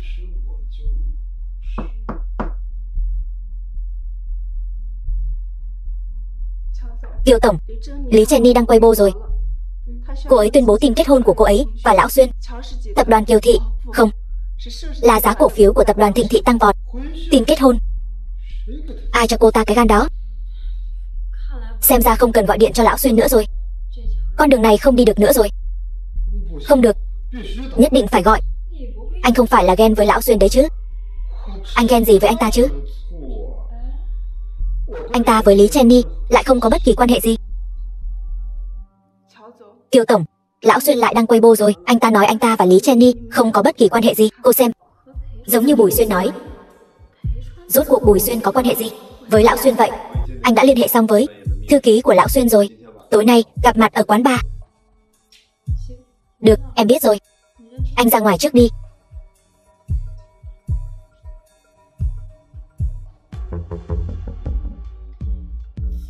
Không lẽ Bùi Xuyên này chính là Lão Xuyên sao? Sao mình lại có ý nghĩ không thực tế như vậy chứ? Nếu anh ta là Lão Xuyên... Không đúng, 5 năm trước, lúc mình và anh ấy yêu nhau ở đại học, anh ấy một chút tính cách công tử cũng không có. Cho dù anh ấy là Lão Xuyên, sao anh ấy lại không nói cho mình biết chứ?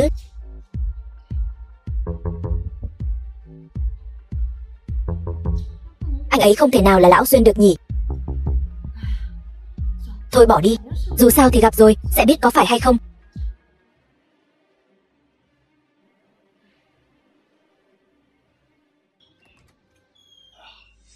Lão Xuyên, sao tôi có thể thay mặt cậu và Kiều tiểu thư đàm phán làm ăn chứ? Lần trước tôi thật sự đã uống quá chén. Từ đó về sau, tôi đã cai rượu rồi. Anh đừng có được nước làm tới. Không phải, tôi không phải ham rượu. Tôi không biết phải làm thế nào. Sợ làm lỡ chuyện lớn của cậu. Cứ nói theo lời cô ấy. Cứ nhìn sắc mặt tôi mà làm. Có chuyện gì xảy ra cũng không trách anh. Được rồi. Vậy mời Lão Xuyên. Được rồi. Vậy tôi đi trước đây.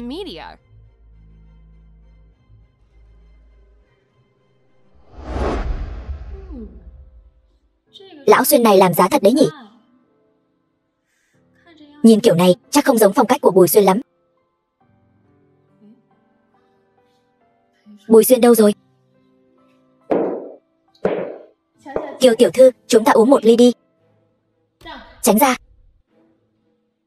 Tiểu thư Jenny, đây không phải vệ sĩ của tôi, đây là vệ sĩ của Lão Xuyên. Sao vậy?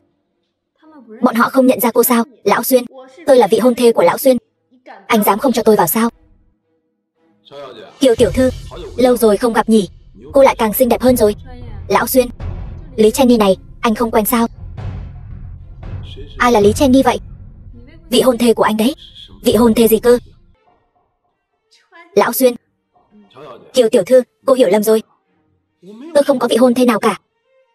Tiểu Xuyên, anh nói xem.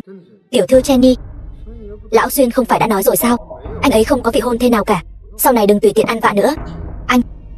Anh đưa Lý Jenny này ra ngoài một lát đi. Tôi với Lão Xuyên muốn nói chuyện công việc. Không được. Sao vậy? Lão Xuyên không phải đã nói Lý Jenny là vị hôn thê của anh sao? Ba người các người có chuyện giấu tôi. Không có. Anh sợ em không đối phó nổi với anh ấy. Cái này thì em đối phó được. Nhưng còn Lý Jenny này, em thật sự không đối phó nổi. Anh đưa cô ấy qua đó đi. Tiểu thư Jenny, mời cô đi lối này. Chúng ta nói chuyện một chút.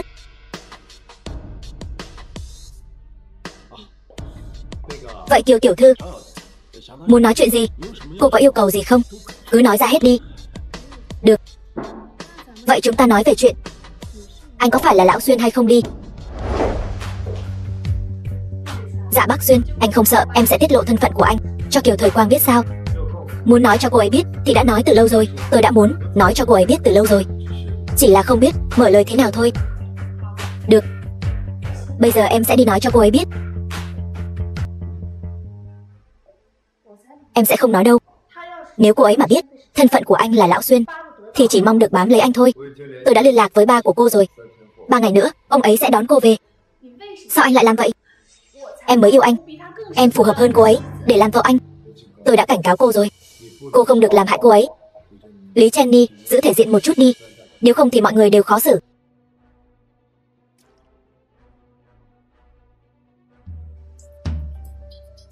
Uống cạn ly rượu này đi. Em cũng không cần thiết phải vì một người không yêu em mà trở nên điên cuồng. Chuyện trước đây cứ để nó qua đi.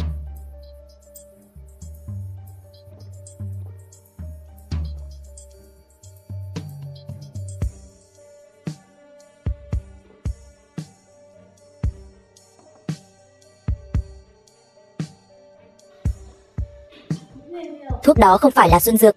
Tôi sẽ không làm chuyện thấp kém như vậy. Nếu anh cũng mất trí nhớ rồi. Dạ bác Xuyên, anh chỉ có thể là của tôi. Anh cứ nhìn em mãi làm gì? Anh có lời gì muốn nói với em sao? Không có gì. Anh chỉ muốn hỏi hai người nói chuyện thế nào rồi? Lão Xuyên khá dễ nói chuyện. Anh ấy đồng ý đầu tư 5.000 vạn. Có 5.000 vạn thôi sao? Không phải nói là 10.000 vạn sao? Nói rồi sao? Anh ấy nói với ai vậy? Em là Tần Tử Ngạn vừa nãy. Không phải nói sẽ đầu tư 100 triệu sao? Sao Lão Xuyên chỉ đầu tư 50 triệu? Có vẻ hơi keo kiệt quá. Là do chính em yêu cầu. Thập Quang Chi Luyến là thương hiệu của riêng em. Quyền quyết định nằm trong tay em. Bùi Xuyên, anh có lừa dối em không? Em hy vọng anh nói thật với em. Vừa hay có thể nói rõ với Thời Quang. Thời Quang, thật ra anh... Bùi Xuyên, Bùi Xuyên, anh sao vậy? Đến bệnh viện đi, không sao. Gần đây anh hơi mệt thôi. Nghỉ ngơi một lát là được. Vậy anh đến. Thôi bỏ đi. Đợi anh ấy tỉnh lại rồi hỏi vậy. Mấy ngày nay vì chuyện thương hiệu mới, anh ấy cũng bận rộn rất lâu rồi. Thời Quang, sao lại nghiêm trọng thế này? Anh đợi em một lát, em gọi điện bảo Tống Diệu đến. Thời Quang, em đừng đi. Ở lại với anh một lát đi. Anh bị sốt rồi. Em ở bên cạnh anh sẽ không khó chịu như vậy nữa. Anh còn phiền hơn cả Tiểu Viên nữa. Anh có biết không? Em có nhớ không? Lúc chúng ta học đại học, có một lần anh bị sốt. Sốt đến mê man luôn. Đương nhiên em nhớ rồi. Lúc đó hai chúng ta vừa mới quen nhau. Lúc đó em gặp anh, tim em còn đập loạn xạ nữa. Có một lần, cũng là anh bị sốt. Lúc đó anh sốt đến mê man rồi. Kéo lấy cổ tay em, anh lại gọi em là mẹ. Lúc đó, tim em đập loạn xạ cả lên. Em cứ nghĩ mãi, em xem anh là nam thần, anh lại còn gọi em là mẹ. Sao lại ngủ rồi?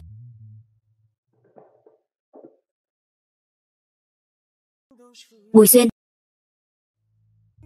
thật ra em không muốn xem anh là bạn.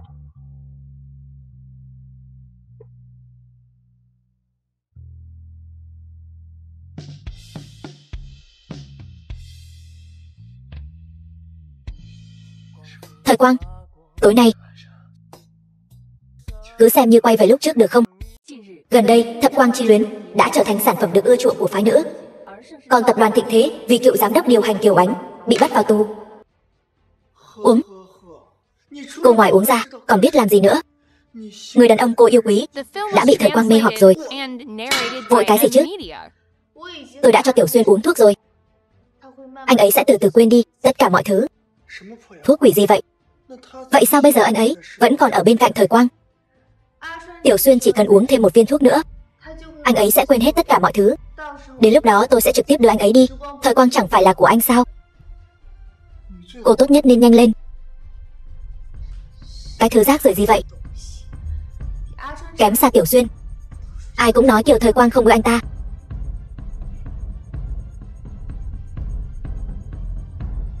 Tiểu Xuyên, anh sắp là của em rồi.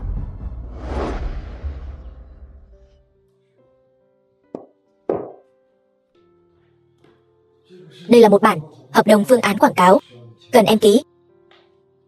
Dạo này có phải anh mệt lắm không? Không phải nhớ nhầm thì cũng là quên mất. Hay là về nhà nghỉ ngơi vài ngày đi. Có lẽ dạo này mệt quá rồi. Tối nay chúng ta về sớm đi. Được. Bùi Xuyên, hôm đó anh ở trên xe, em hỏi anh có lừa em bao giờ chưa? Anh muốn nói gì với em? Hôm đó em có hỏi anh sao? Thôi đi, về nhà trước đã. Được.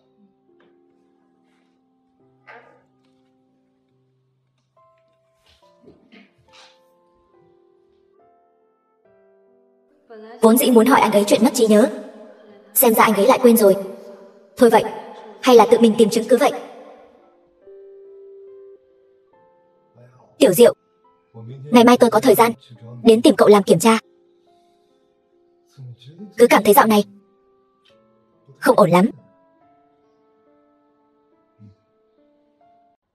Không phải nói về sớm nghỉ ngơi sao? Sao lại ăn ở ngoài nữa vậy? Bởi vì ánh trăng tối nay rất đẹp. Đúng là rất đẹp. Anh không phải là muốn nói với em chuyện gì kỳ lạ đúng không? Em... Thời Quang, anh sẽ không ép buộc em. Em chỉ cần làm theo con tim mình mách bảo là được. Làm theo con tim sao?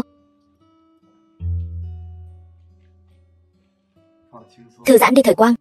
Hôm nay chúng ta đến đây để mừng sinh nhật. Trước đây năm nào anh cũng mừng cho em, năm nay cũng không thể ngoại lệ đúng không? Cảm ơn anh nhé.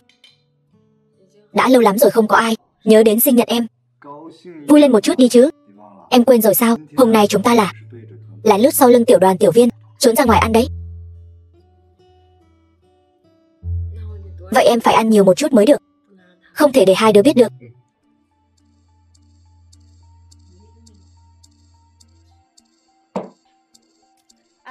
Tiểu Xuyên, anh chỉ có thể là của em. Em không tin anh mất trí nhớ rồi mà vẫn thích cô ta. Anh nghe điện thoại trước đi. Vậy em đợi anh một chút nhé.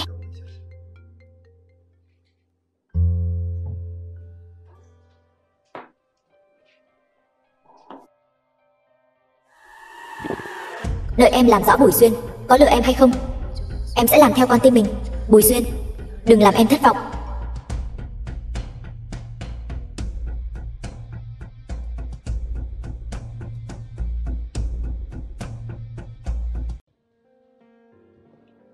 Lão Xuyên, em muốn xin anh một món quà, được không? Đương nhiên là được rồi. Thời Quang, em muốn gì anh cũng có thể cho em. Mặt trăng trên trời, anh cũng hái xuống cho em. Anh sẽ... Sao vậy?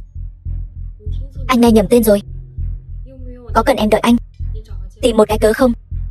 Thời Quang, thật ra anh chính là... Anh sẽ không lại giả bệnh nữa chứ? Bùi Xuyên. Không, là Dạ Bắc Xuyên. Tại sao anh lại đùa giỡn với em hết lần này đến lần khác? 5 năm trước anh lừa em, 5 năm sau, bây giờ em mất trí nhớ rồi, anh lại muốn lừa em. Thời Quang, thật ra anh đã muốn nói với em từ lâu rồi. Chỉ là lúc đó xảy ra tai nạn xe. Vậy trước khi xảy ra tai nạn xe thì sao? Tại sao anh không nói? Trước đó, anh quả thật là cố ý giấu giếm, vì anh sợ quá nổi bật. Nhưng mà anh biết em không ham tài sản của anh. Nếu em muốn, anh nhất định sẽ dâng tặng bằng cả hai tay. Nhưng cho nên bây giờ em đã vượt qua bài kiểm tra của anh, phải không? Còn nữa, không biết anh tìm được lão Xuyên đó ở đâu vậy? Các người cấu kết với nhau lừa em như vậy, có phải cảm thấy em rất dễ lừa không? Thời Quang, Bùi Xuyên, anh làm em quá thất vọng rồi.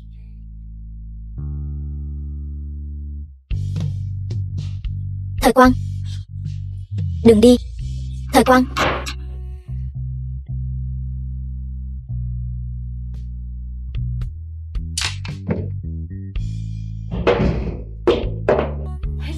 Bùi Xuyên. Bùi Xuyên. Về nhà trước đi, rồi ly hôn đi.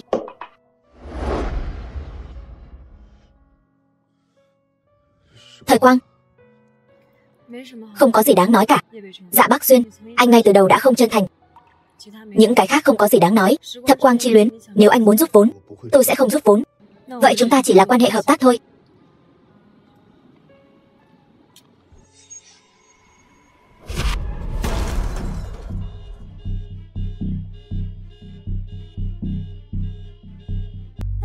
Không sao đâu. Thời Quang, cuối cùng anh cũng bảo vệ em được một lần.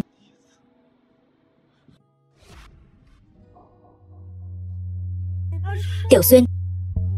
Tiểu Xuyên, chuyện này là sao? Ai làm vậy?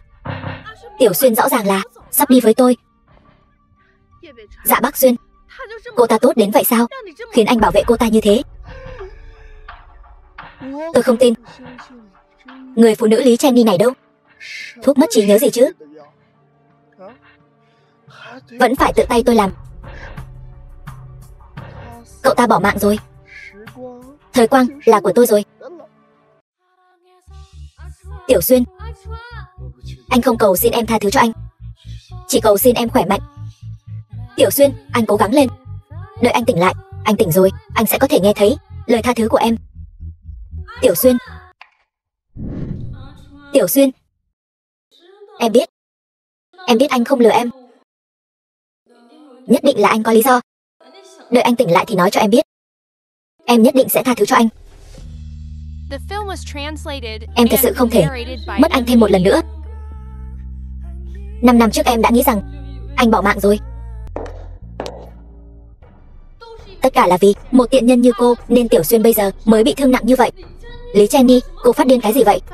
Ban đầu anh ấy chỉ vì người Kiều gia mới không được điều trị. Ai biết bây giờ cô lại có âm mưu gì nữa. Người đâu? Đưa Tiểu Xuyên đi. Tôi không tin cô ta. Đứng lại. Lý Jenny, cô không có tư cách đưa Tiểu Xuyên đi. Anh ấy bây giờ đang phẫu thuật.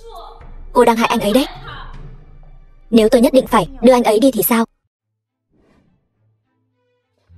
Tiểu thư Jenny, ý của lão Xuyên là mọi chuyện của anh ấy do Kiều tiểu thư quyết định, bởi vì bây giờ cô ấy là vợ hợp pháp của lão Xuyên. Cái này là di chúc. Di chúc? Tiểu Xuyên không có chuyện gì cả. Anh ấy tại sao lại lập di chúc chứ? Kiều tiểu thư, không. Bây giờ nên gọi cô là phu nhân. Anh ấy 5 năm trước, sau khi bị tai nạn xe hơi, đã lập di chúc ngay lập tức. Anh ấy một khi gặp chuyện, tất cả mọi thứ đều do cô kế thừa. Tại sao lại cho cô ta hết? Rõ ràng 5 năm trước là tôi ở bên cạnh Tiểu Xuyên. Bây giờ tôi hoàn toàn có lý do để nghi ngờ Là cô muốn hại bỏ mạng Tiểu Xuyên, âm mưu chiếm đoạt tài sản của anh ấy. Biết đâu vụ tai nạn xe hơi lần này cũng là do cô làm. Tai nạn xe hơi. Tiểu thư Jenny, chuyện Tiểu Xuyên bị tai nạn xe hơi này tôi hình như chưa nói với cô nhỉ. Còn nữa, cô tại sao lại quan tâm đến chồng người khác như vậy chứ? Chuyện Tiểu Xuyên gặp chuyện này, biết đâu chính là do cô làm. Nói bậy nói bạ, rõ ràng cô mới là hung thủ. Bác sĩ, anh ấy sao rồi? Xin lỗi, chúng tôi đã cố gắng hết sức. Không thể nào, Tiểu Xuyên sẽ không sao đâu.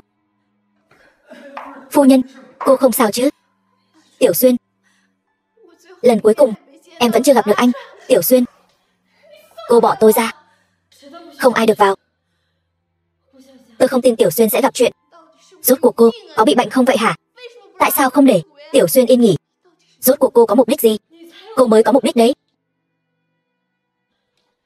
Tống Diệu, anh đi vào xem Tiểu Xuyên một chút được không? Tôi không tin anh ấy gặp chuyện. Được. Cô đây là ý gì vậy hả? Tôi có ý gì hả? Ban đầu đã có y tá cố ý trà trộn vào bệnh viện muốn hại tôi. Bây giờ rất có thể có người cố ý tìm bác sĩ muốn đưa Tiểu Xuyên đi rồi. Cô nói đúng không? Cô, dù sao cô vẫn luôn muốn đưa Tiểu Xuyên đi. Cô đừng tưởng tôi không biết. Tống Diệu, anh ấy sao rồi? Ca phẫu thuật của anh tôi rất thành công. Chỉ cần anh ấy tỉnh lại là được. Không được đi. Nếu anh không muốn bị kiện thì nói ra đi. Kẻ đứng sau là ai? Là cô ta uy hiếp tôi, bảo tôi nói với các người. Lão Xuyên đã bỏ mạng rồi. Tiểu thư Jenny, cô còn gì để nói nữa không? Tôi là cô hại bỏ mạng Tiểu Xuyên nên mới muốn đưa Tiểu Xuyên đi. Vô lý. Tống Diệu, đưa Tiểu Xuyên đến phòng bệnh đi. Vậy tôi muốn ở lại chăm sóc. Ai biết cô muốn làm gì? Biết đâu thuốc gây mất trí nhớ lại hiệu quả đấy. Tiểu Xuyên, anh mau tỉnh lại đi. Tiểu Đoàn và Tiểu Viên hôm qua còn hỏi sao anh không về nhà.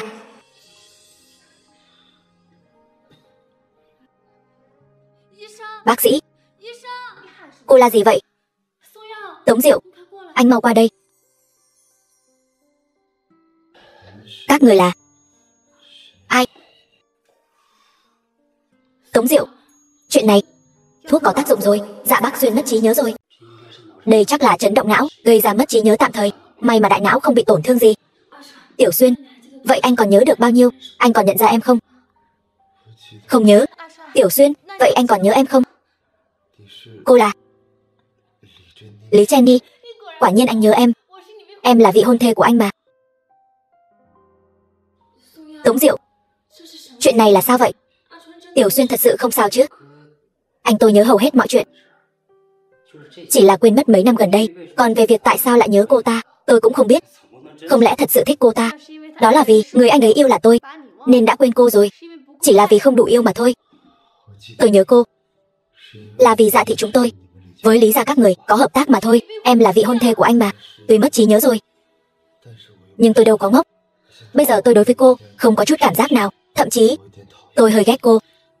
Cô không thể nào là vị hôn thê của tôi.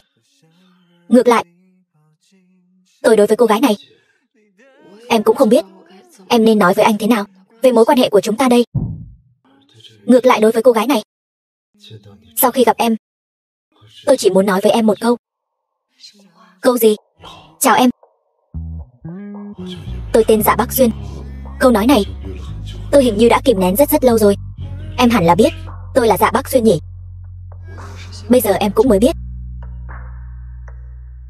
Còn một câu nữa là tôi hình như đối với em yêu từ cái nhìn đầu tiên rồi.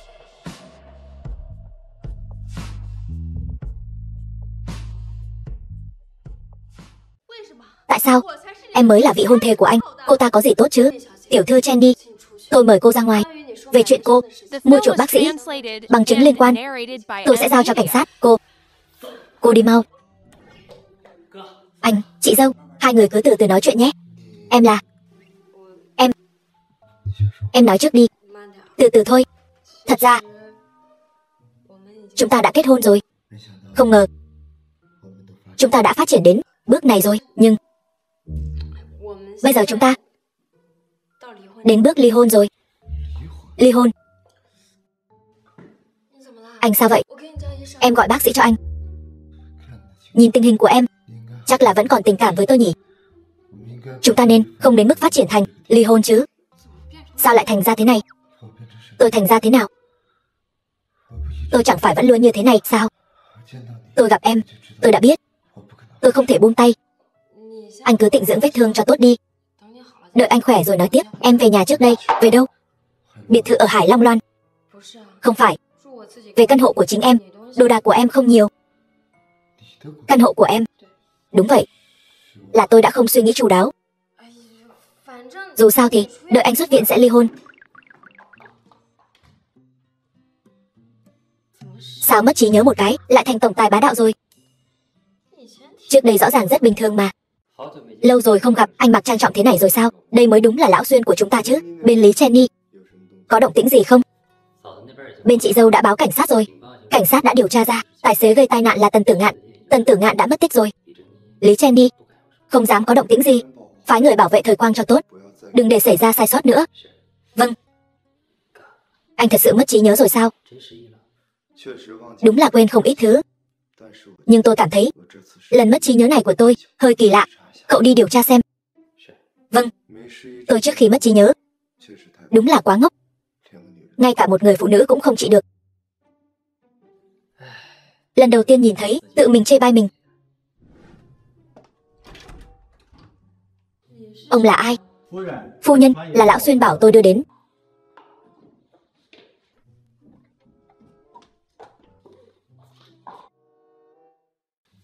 Thời Quang. Anh. Căn phòng rất ấm cúng. Hôm nay tôi vừa xuất viện, không nói cho em biết là vì tôi muốn tạo cho em một bất ngờ. Ấm cúng. Bất ngờ. Anh về biệt thự của anh mà ở đi. Thời Quang. Dù tôi mất trí nhớ rồi, nhưng tôi vẫn là tôi mà. Tôi nghe Tống Diệu nói, vì tôi che giấu thân phận nên em giận tôi. Đó là vì khi tôi học đại học, cuộc đấu tranh trong nhà thật sự rất gay gắt, nên tôi mới không nói cho em biết. Sau này tiếp tục che giấu. Đúng là lỗi của tôi. Tôi chính thức xin lỗi em. Không cần xin lỗi.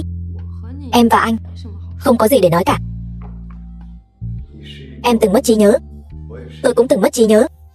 Chúng ta bắt đầu lại được không? Em không. Thời Quang. Em lại có thai rồi. Thời Quang, tôi hy vọng em nghiêm túc suy nghĩ một chút. Việc duy nhất em cần làm bây giờ là tịnh dưỡng thai cho tốt. Được không? Lúc này Dạ Bắc Xuyên lại giống như Bùi Xuyên. Cũng đúng, thực ra họ là cùng một người. Vậy hai chúng ta vẫn như trước, vẫn là hôn nhân hợp đồng. Cụ thể thì đợi sinh con xong rồi nói. Đều nghe theo em. Thật ra bây giờ em đang phân vân, làm sao giải thích chuyện này với Tiểu Viên đây? Yên tâm đi, giao cho tôi.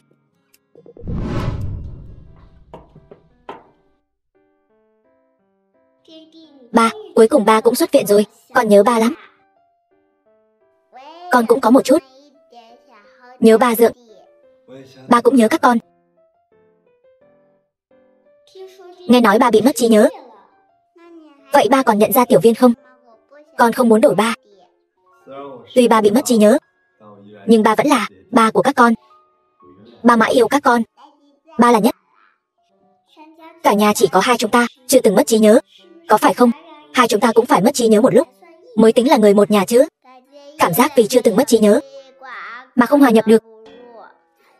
Nói linh tinh gì đấy? Hai đứa đi thôi, chúng ta vào trong ăn trái cây. Tiếp theo thì ba có một chuyện lớn muốn thông báo. Ba, nếu ba mẹ muốn ly hôn, con không đồng ý đâu. Nếu ba mẹ nhất quyết ly hôn, con sẽ theo mẹ. Đương nhiên không phải ly hôn rồi. Mẹ, không phải là mẹ có thai rồi chứ? Không có. Vậy thì con yên tâm rồi.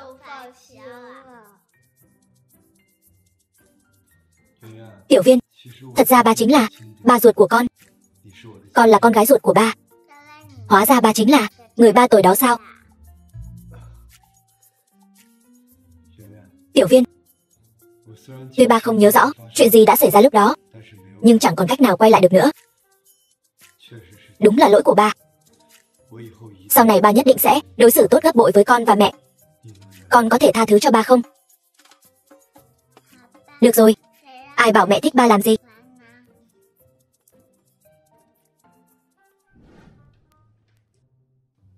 Sao anh lại ở đây? Không phải là hôn nhân hợp đồng sao? Tôi đang nghiên cứu các điều khoản. Tôi còn không biết trước đây tôi đã ký một bản hợp đồng bất bình đẳng như vậy. Thôi được rồi, anh đi phòng khách nghỉ ngơi đi. Không phải em có thai rồi sao? Anh sợ buổi tối em có chuyện gì. Yên tâm đi, sẽ không làm gì em đâu. Được rồi. Mẹ lừa con. Tiểu Viên đợi anh với. Em cứ nằm yên đi, anh đi tìm bọn trẻ. Không được, anh không thể chăm sóc cả hai đứa được đâu. Em cũng phải đi. Tiểu Viên, sao con lại ở đây? Mẹ không cần con nữa rồi. Tiểu Viên, ba nói cho con biết này, ba và mẹ đều yêu Tiểu Viên. Con không tin. Ở trường mẫu giáo có rất nhiều bạn nhỏ, đều có anh chị. Nhưng ba mẹ của các em ấy nói thích các em ấy nhất. Tiểu Viên, có phải là con đã ở bên mẹ nhiều hơn các em 6 năm rồi không? Nên mẹ yêu con hơn. Đúng rồi, vậy thì các em chẳng phải rất đáng thương sao? Nên Tiểu Viên cũng phải yêu thương các em, được không? Được.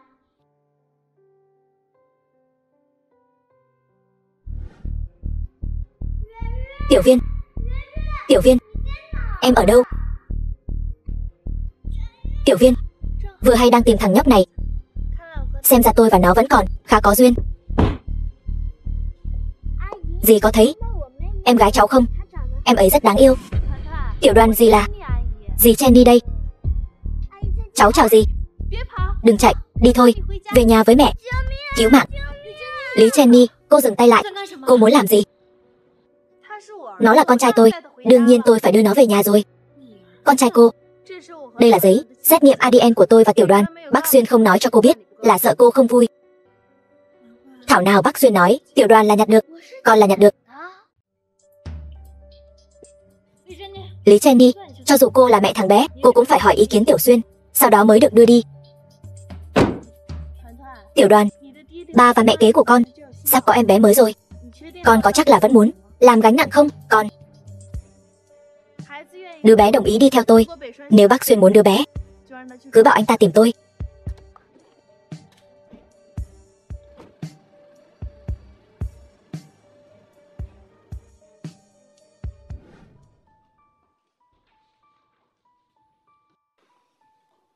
Tiểu Viên đã dỗ ngủ rồi. Không sao. Còn Tiểu Đoàn đâu? Bị Lý Chen đi đưa đi rồi. Lý Chen đi nói cô ta là mẹ ruột của nó. Thật sao? Sao có thể chứ? Cho dù tôi mất trí nhớ, tôi cũng biết tuyệt đối không có bất kỳ quan hệ thân mật nào với người phụ nữ đó. Vậy Tiểu Đoàn thì sao? Em đi tìm thằng bé. Không sao. Lý Chen đi sẽ không làm gì Tiểu Đoàn đâu. Cô ta chỉ muốn ép tôi đến đó. Đúng rồi. Vậy trước đây không phải anh nói Tiểu Đoàn là do anh nhặt được sao?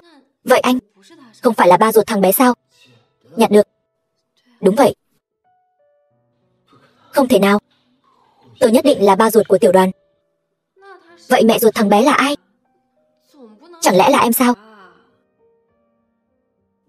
Cái này thật sự là em sao? Năm đó em sinh đôi một trai một gái. Tôi nhất định sẽ điều tra rõ ràng. Chúng ta giành lại Tiểu Đoàn đi. Bất kể Tiểu Đoàn là con của ai, cũng không thể giao cho Lý Chen đi được. Em thật là... Lẽ ra em nên giành lại Tiểu Đoàn. Không trách em. Là do tôi quá dung túng cho Lý Chen đi. Tiểu Đoàn đúng là tôi nhặt được ở bệnh viện. Lúc đó thấy một cô y tá cầm một cái túi ni lông, có vẻ khả nghi. Tôi đi qua xem thử, bên trong lại là một đứa bé. Vết bớt giống hệt của thiếu gia. Lúc đó nghe nói phu nhân sinh một đứa con, tôi cứ nghĩ thằng bé là con của phu nhân, cũng không xác nhận lại. Alo. Đã tìm được cô y tá năm đó rồi. Thời Quang đúng là đã sinh đôi một trai một gái. Chỉ là Tiểu Đoàn lúc đó sức khỏe luôn không được tốt lắm, nên bị hai mẹ con họ vứt bỏ. Hai mẹ con họ khốn kiếp thật. Em còn nói Tiểu Đoàn là nhặt được. Em còn để Lý Jenny đưa thằng bé đi.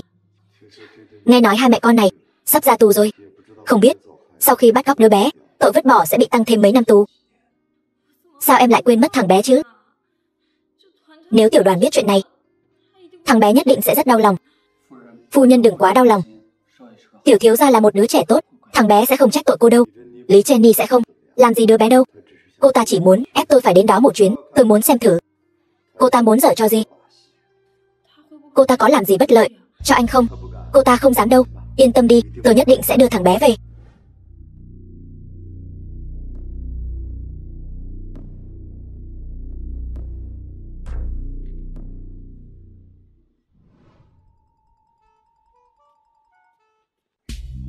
Tiểu Viên, sao em lại đến đây? Đi với em không?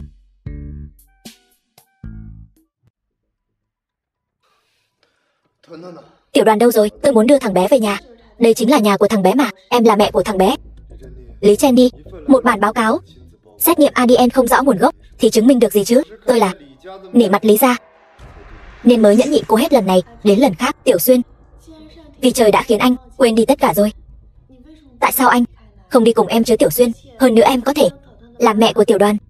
Chúng ta liên thủ đưa sự nghiệp của anh lên một tầm cao mới. Trong mắt cô chỉ có quyền thế, phải không? Tôi nói cho cô biết, chúng ta vĩnh viễn không thể là cùng một loại người. Hơn nữa, thật sự là trời khiến tôi mất trí nhớ sao? Anh nói vậy là sao?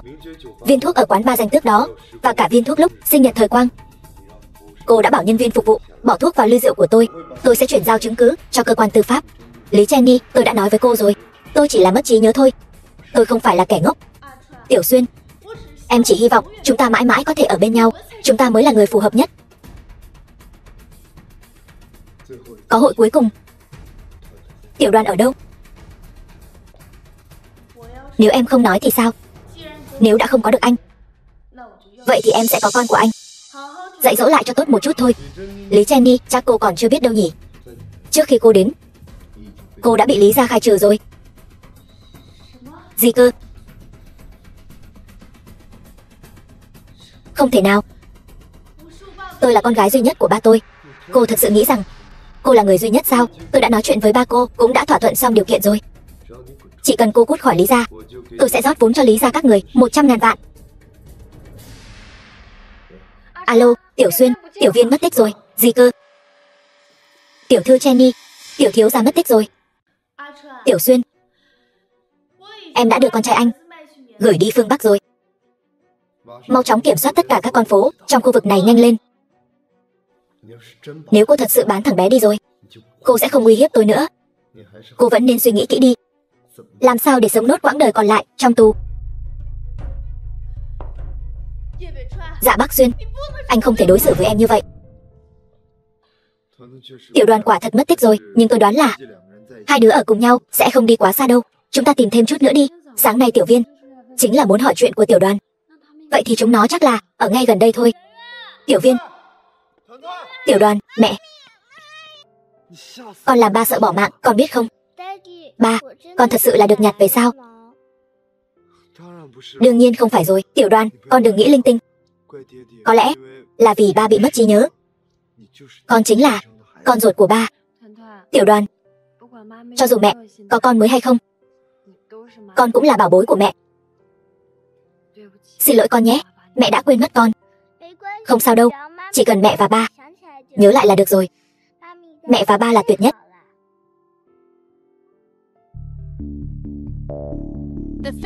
Muốn ngồi tù thì cô cứ qua đó, muốn báo thù thì đi theo tôi. Kiều Thời Quang sau 6 tháng mang thai. Anh, sao vậy? Mặt anh có dính gì sao? Không có. Anh có phải đã khôi phục trí nhớ rồi không? Anh chỉ là nhớ lại được một vài thứ thường ngày. Nếu nhớ lại được gì khác, anh sẽ nói cho em biết. Anh sẽ không lừa em đâu. Sao em lại hỏi vậy? Chỉ là cảm thấy anh trở nên giống như trước đây, không còn là tổng tài cao cao tại thượng kia nữa. Cho nên em mới cảm thấy anh có phải đã khôi phục trí nhớ rồi không? Anh đâu phải người giấy, chỉ có một mặt, Muốn anh lúc làm tổng tài sao? Vậy anh chính là tổng tài bá đạo. Ký ức chưa bao giờ là tiêu chuẩn để đo lường một người có yêu hay không. Cũng không phải là tiêu chuẩn để đánh giá một người. Trong lòng anh biết rõ người anh yêu là ai. Có lẽ đây cũng là lý do sau khi em mất trí nhớ có thể cùng anh kết hôn hợp đồng. Hợp đồng hôn nhân của chúng ta có phải có thể giải trừ rồi không? Hóa ra anh đợi em ở đây sao? Cẩn thận một chút, đừng đè lên em bé. Sẽ không đâu, anh chỉ hôn thôi.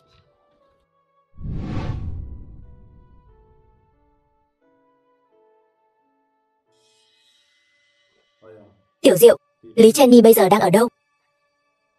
Có người nhìn thấy Lý Jenny trốn sang Mỹ. Địa điểm cụ thể không rõ. Chắc là định về Mỹ giành quyền thừa kế. Còn Tần Tử Ngạn thì sao? Có tin tức gì không? Hôm qua dưới cầu phát hiện một thi thể của người vô gia cư. Ngoại hình và vóc dáng rất giống. Hai người này trốn trong bóng tối, luôn khiến người ta lo lắng. Hy vọng là thật sự biến mất rồi. Kiều Thời Quang trước khi sinh con, sao anh còn căng thẳng hơn cả em vậy? Cứ đi lại hoài, chóng mặt bỏ mạng mất. Có phải anh đã ảnh hưởng đến cảm xúc của em rồi không? Anh chỉ có thể nói là cố gắng bình tĩnh lại. Nhìn anh thế này, anh còn nói mình là Lão Xuyên nữa chứ. Cái gan này cũng quá nhỏ rồi. Lão Xuyên hay không Lão Xuyên thì có ích gì chứ. Anh đây còn không phải đang sốt ruột sao? Chuyện này lần đầu lạ, lần hai quen thôi mà. Không sao đâu. Lần trước lúc em sinh con, anh không có ở đó. Em vất vả rồi. Họ nói sinh con đau lắm. Anh thật sự hận không thể sinh thay em. Em biết anh đang đợi em ở bên ngoài. Lòng em thấy yên tâm. Yên tâm đi, không sao đâu. Còn Tiểu Đoàn và Tiểu Viên đâu rồi? Bọn trẻ đang đợi em trai hoặc em gái ở nhà rồi. Quà cũng chuẩn bị xong hết rồi. Vậy anh thích con trai hay con gái? Con nào cũng được. Chỉ cần em bình an là được. Em có linh cảm lần này em sẽ rất thuận lợi. Con yêu, mẹ sinh con rất vất vả đấy. Con phải ngoan ngoãn nhé.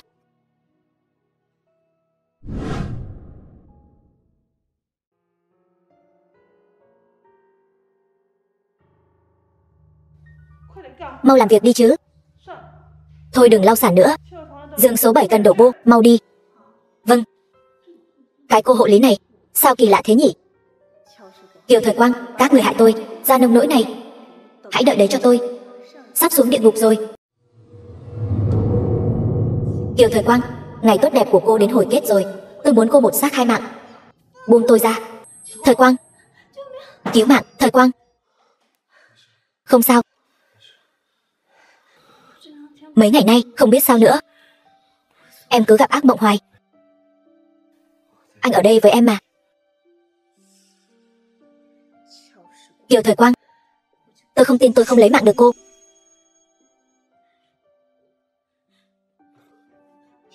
Sắp sinh rồi phải không?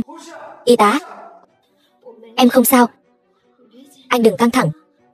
Có thể là do vừa nãy em gặp ác mộng, làm động thai rồi. Em sắp sinh rồi. Đưa cô ấy vào phòng sinh. Em phải cố gắng lên, anh luôn ở đây chờ em ở ngoài phòng sinh, được không? Sản phụ đâu rồi? Không phải đã vào phòng sinh rồi sao? Mới chỉ có bóp tử cung thôi, cần gì phải vào phòng sinh chứ?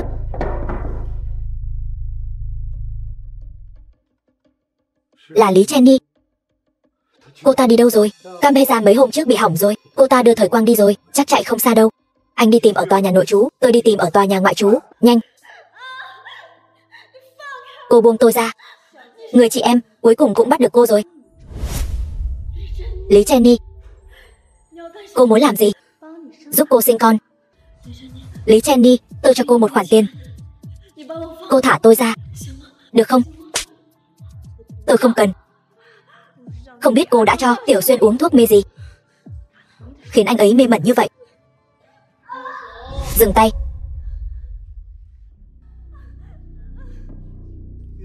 Đừng động vào cô ấy. Anh vẫn còn yêu tiện nhân này sao? Cô ấy là nỗi ám ảnh của tôi. Đứa bé trong bụng tôi không quan tâm, nhưng người này tôi muốn. Tần Tử Ngạn, Tôi cầu xin anh. Anh đừng làm hại con tôi. Tôi sẽ ở bên anh. Tôi sẽ không mềm lòng với em đâu. Không có được trái tim em. Vậy thì tôi sẽ lấy người của em. Jenny, tôi sẽ ly hôn với Tiểu Xuyên. Tôi cầu xin cô đừng làm hại con tôi. Anh ta đương nhiên tôi muốn, nhưng tôi muốn cô xuống địa ngục. Cô đã hủy hoại tất cả của tôi. Dừng tay. Tiểu Xuyên, cứu em. Anh đừng qua đây. Nếu không em sẽ một nhát lấy mạng cô ta. Jenny, tôi đến tìm em đây mà. Tôi cứ tưởng em lén ra nước ngoài rồi. Tôi lo cho em. Lo cho em. Đúng vậy. Dù sao em cũng đã cứu mạng tôi. Sao tôi có thể không lo lắng được chứ? Tôi đưa em về nhé. Anh đừng lừa em. Dạ bác Xuyên. Em hận anh. Nếu em có thể tha cho cô ấy, tôi nguyện bỏ mạng. Quỳ xuống cầu xin em đi.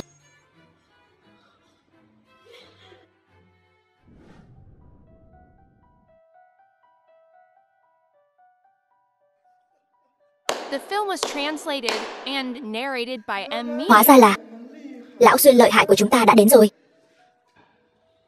Sao cậu vẫn chưa bỏ mạng? Tôi biết cậu đang tìm tôi, nên tôi đã tìm một tên ăn mày làm thế thân cho tôi. Sao, không ngờ tới phải không?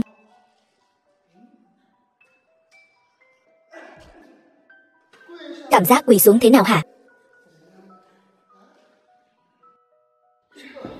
Đừng động vào anh ấy. Anh yêu cô ta đến thế sao?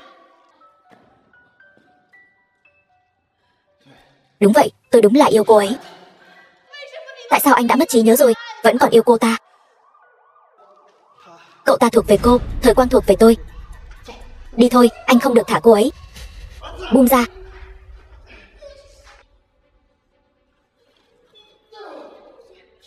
Thời Quang, không được thả cô ấy.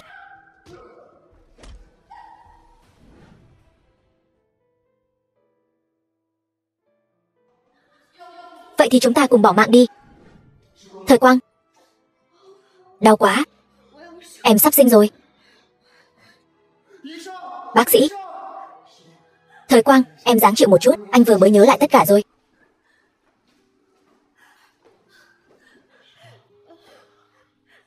Tiểu Xuyên, có phải anh sắp khôi phục trí nhớ rồi không? Đúng vậy, anh đã khôi phục rồi. Tốt quá. Nếu vậy thì anh có thể nhớ về em nhiều hơn một chút. Em đừng nói bậy, nhất định sẽ tốt lên thôi. Tiểu Đoàn và Tiểu Viên đang đợi chúng ta ở nhà mà, được không?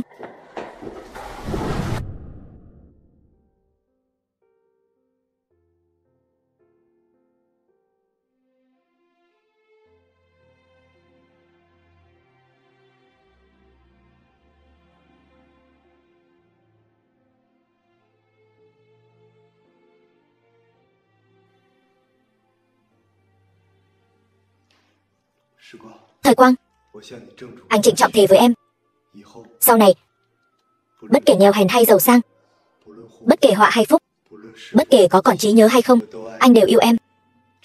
Sâu đậm đến bỏ mạng không đổi lòng.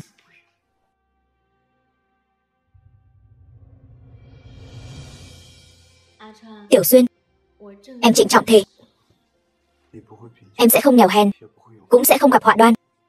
Anh chỉ cần em hạnh phúc là đủ rồi. Em cảm thấy em là cô dâu hạnh phúc nhất trên thế giới này. Em sẽ dùng thời gian để chứng minh em yêu anh. Không cần. Đừng động vào, bẩn đấy. Trí nhớ chưa bao giờ là tiêu chuẩn để đo lường một người có yêu hay không. Cũng không phải là tiêu chuẩn để đánh giá một người. Trong lòng anh biết người anh yêu là ai. Hai người họ cuối cùng cũng kết hôn rồi. Người hỗ trợ như mình cũng có thể công thành thân thoái rồi.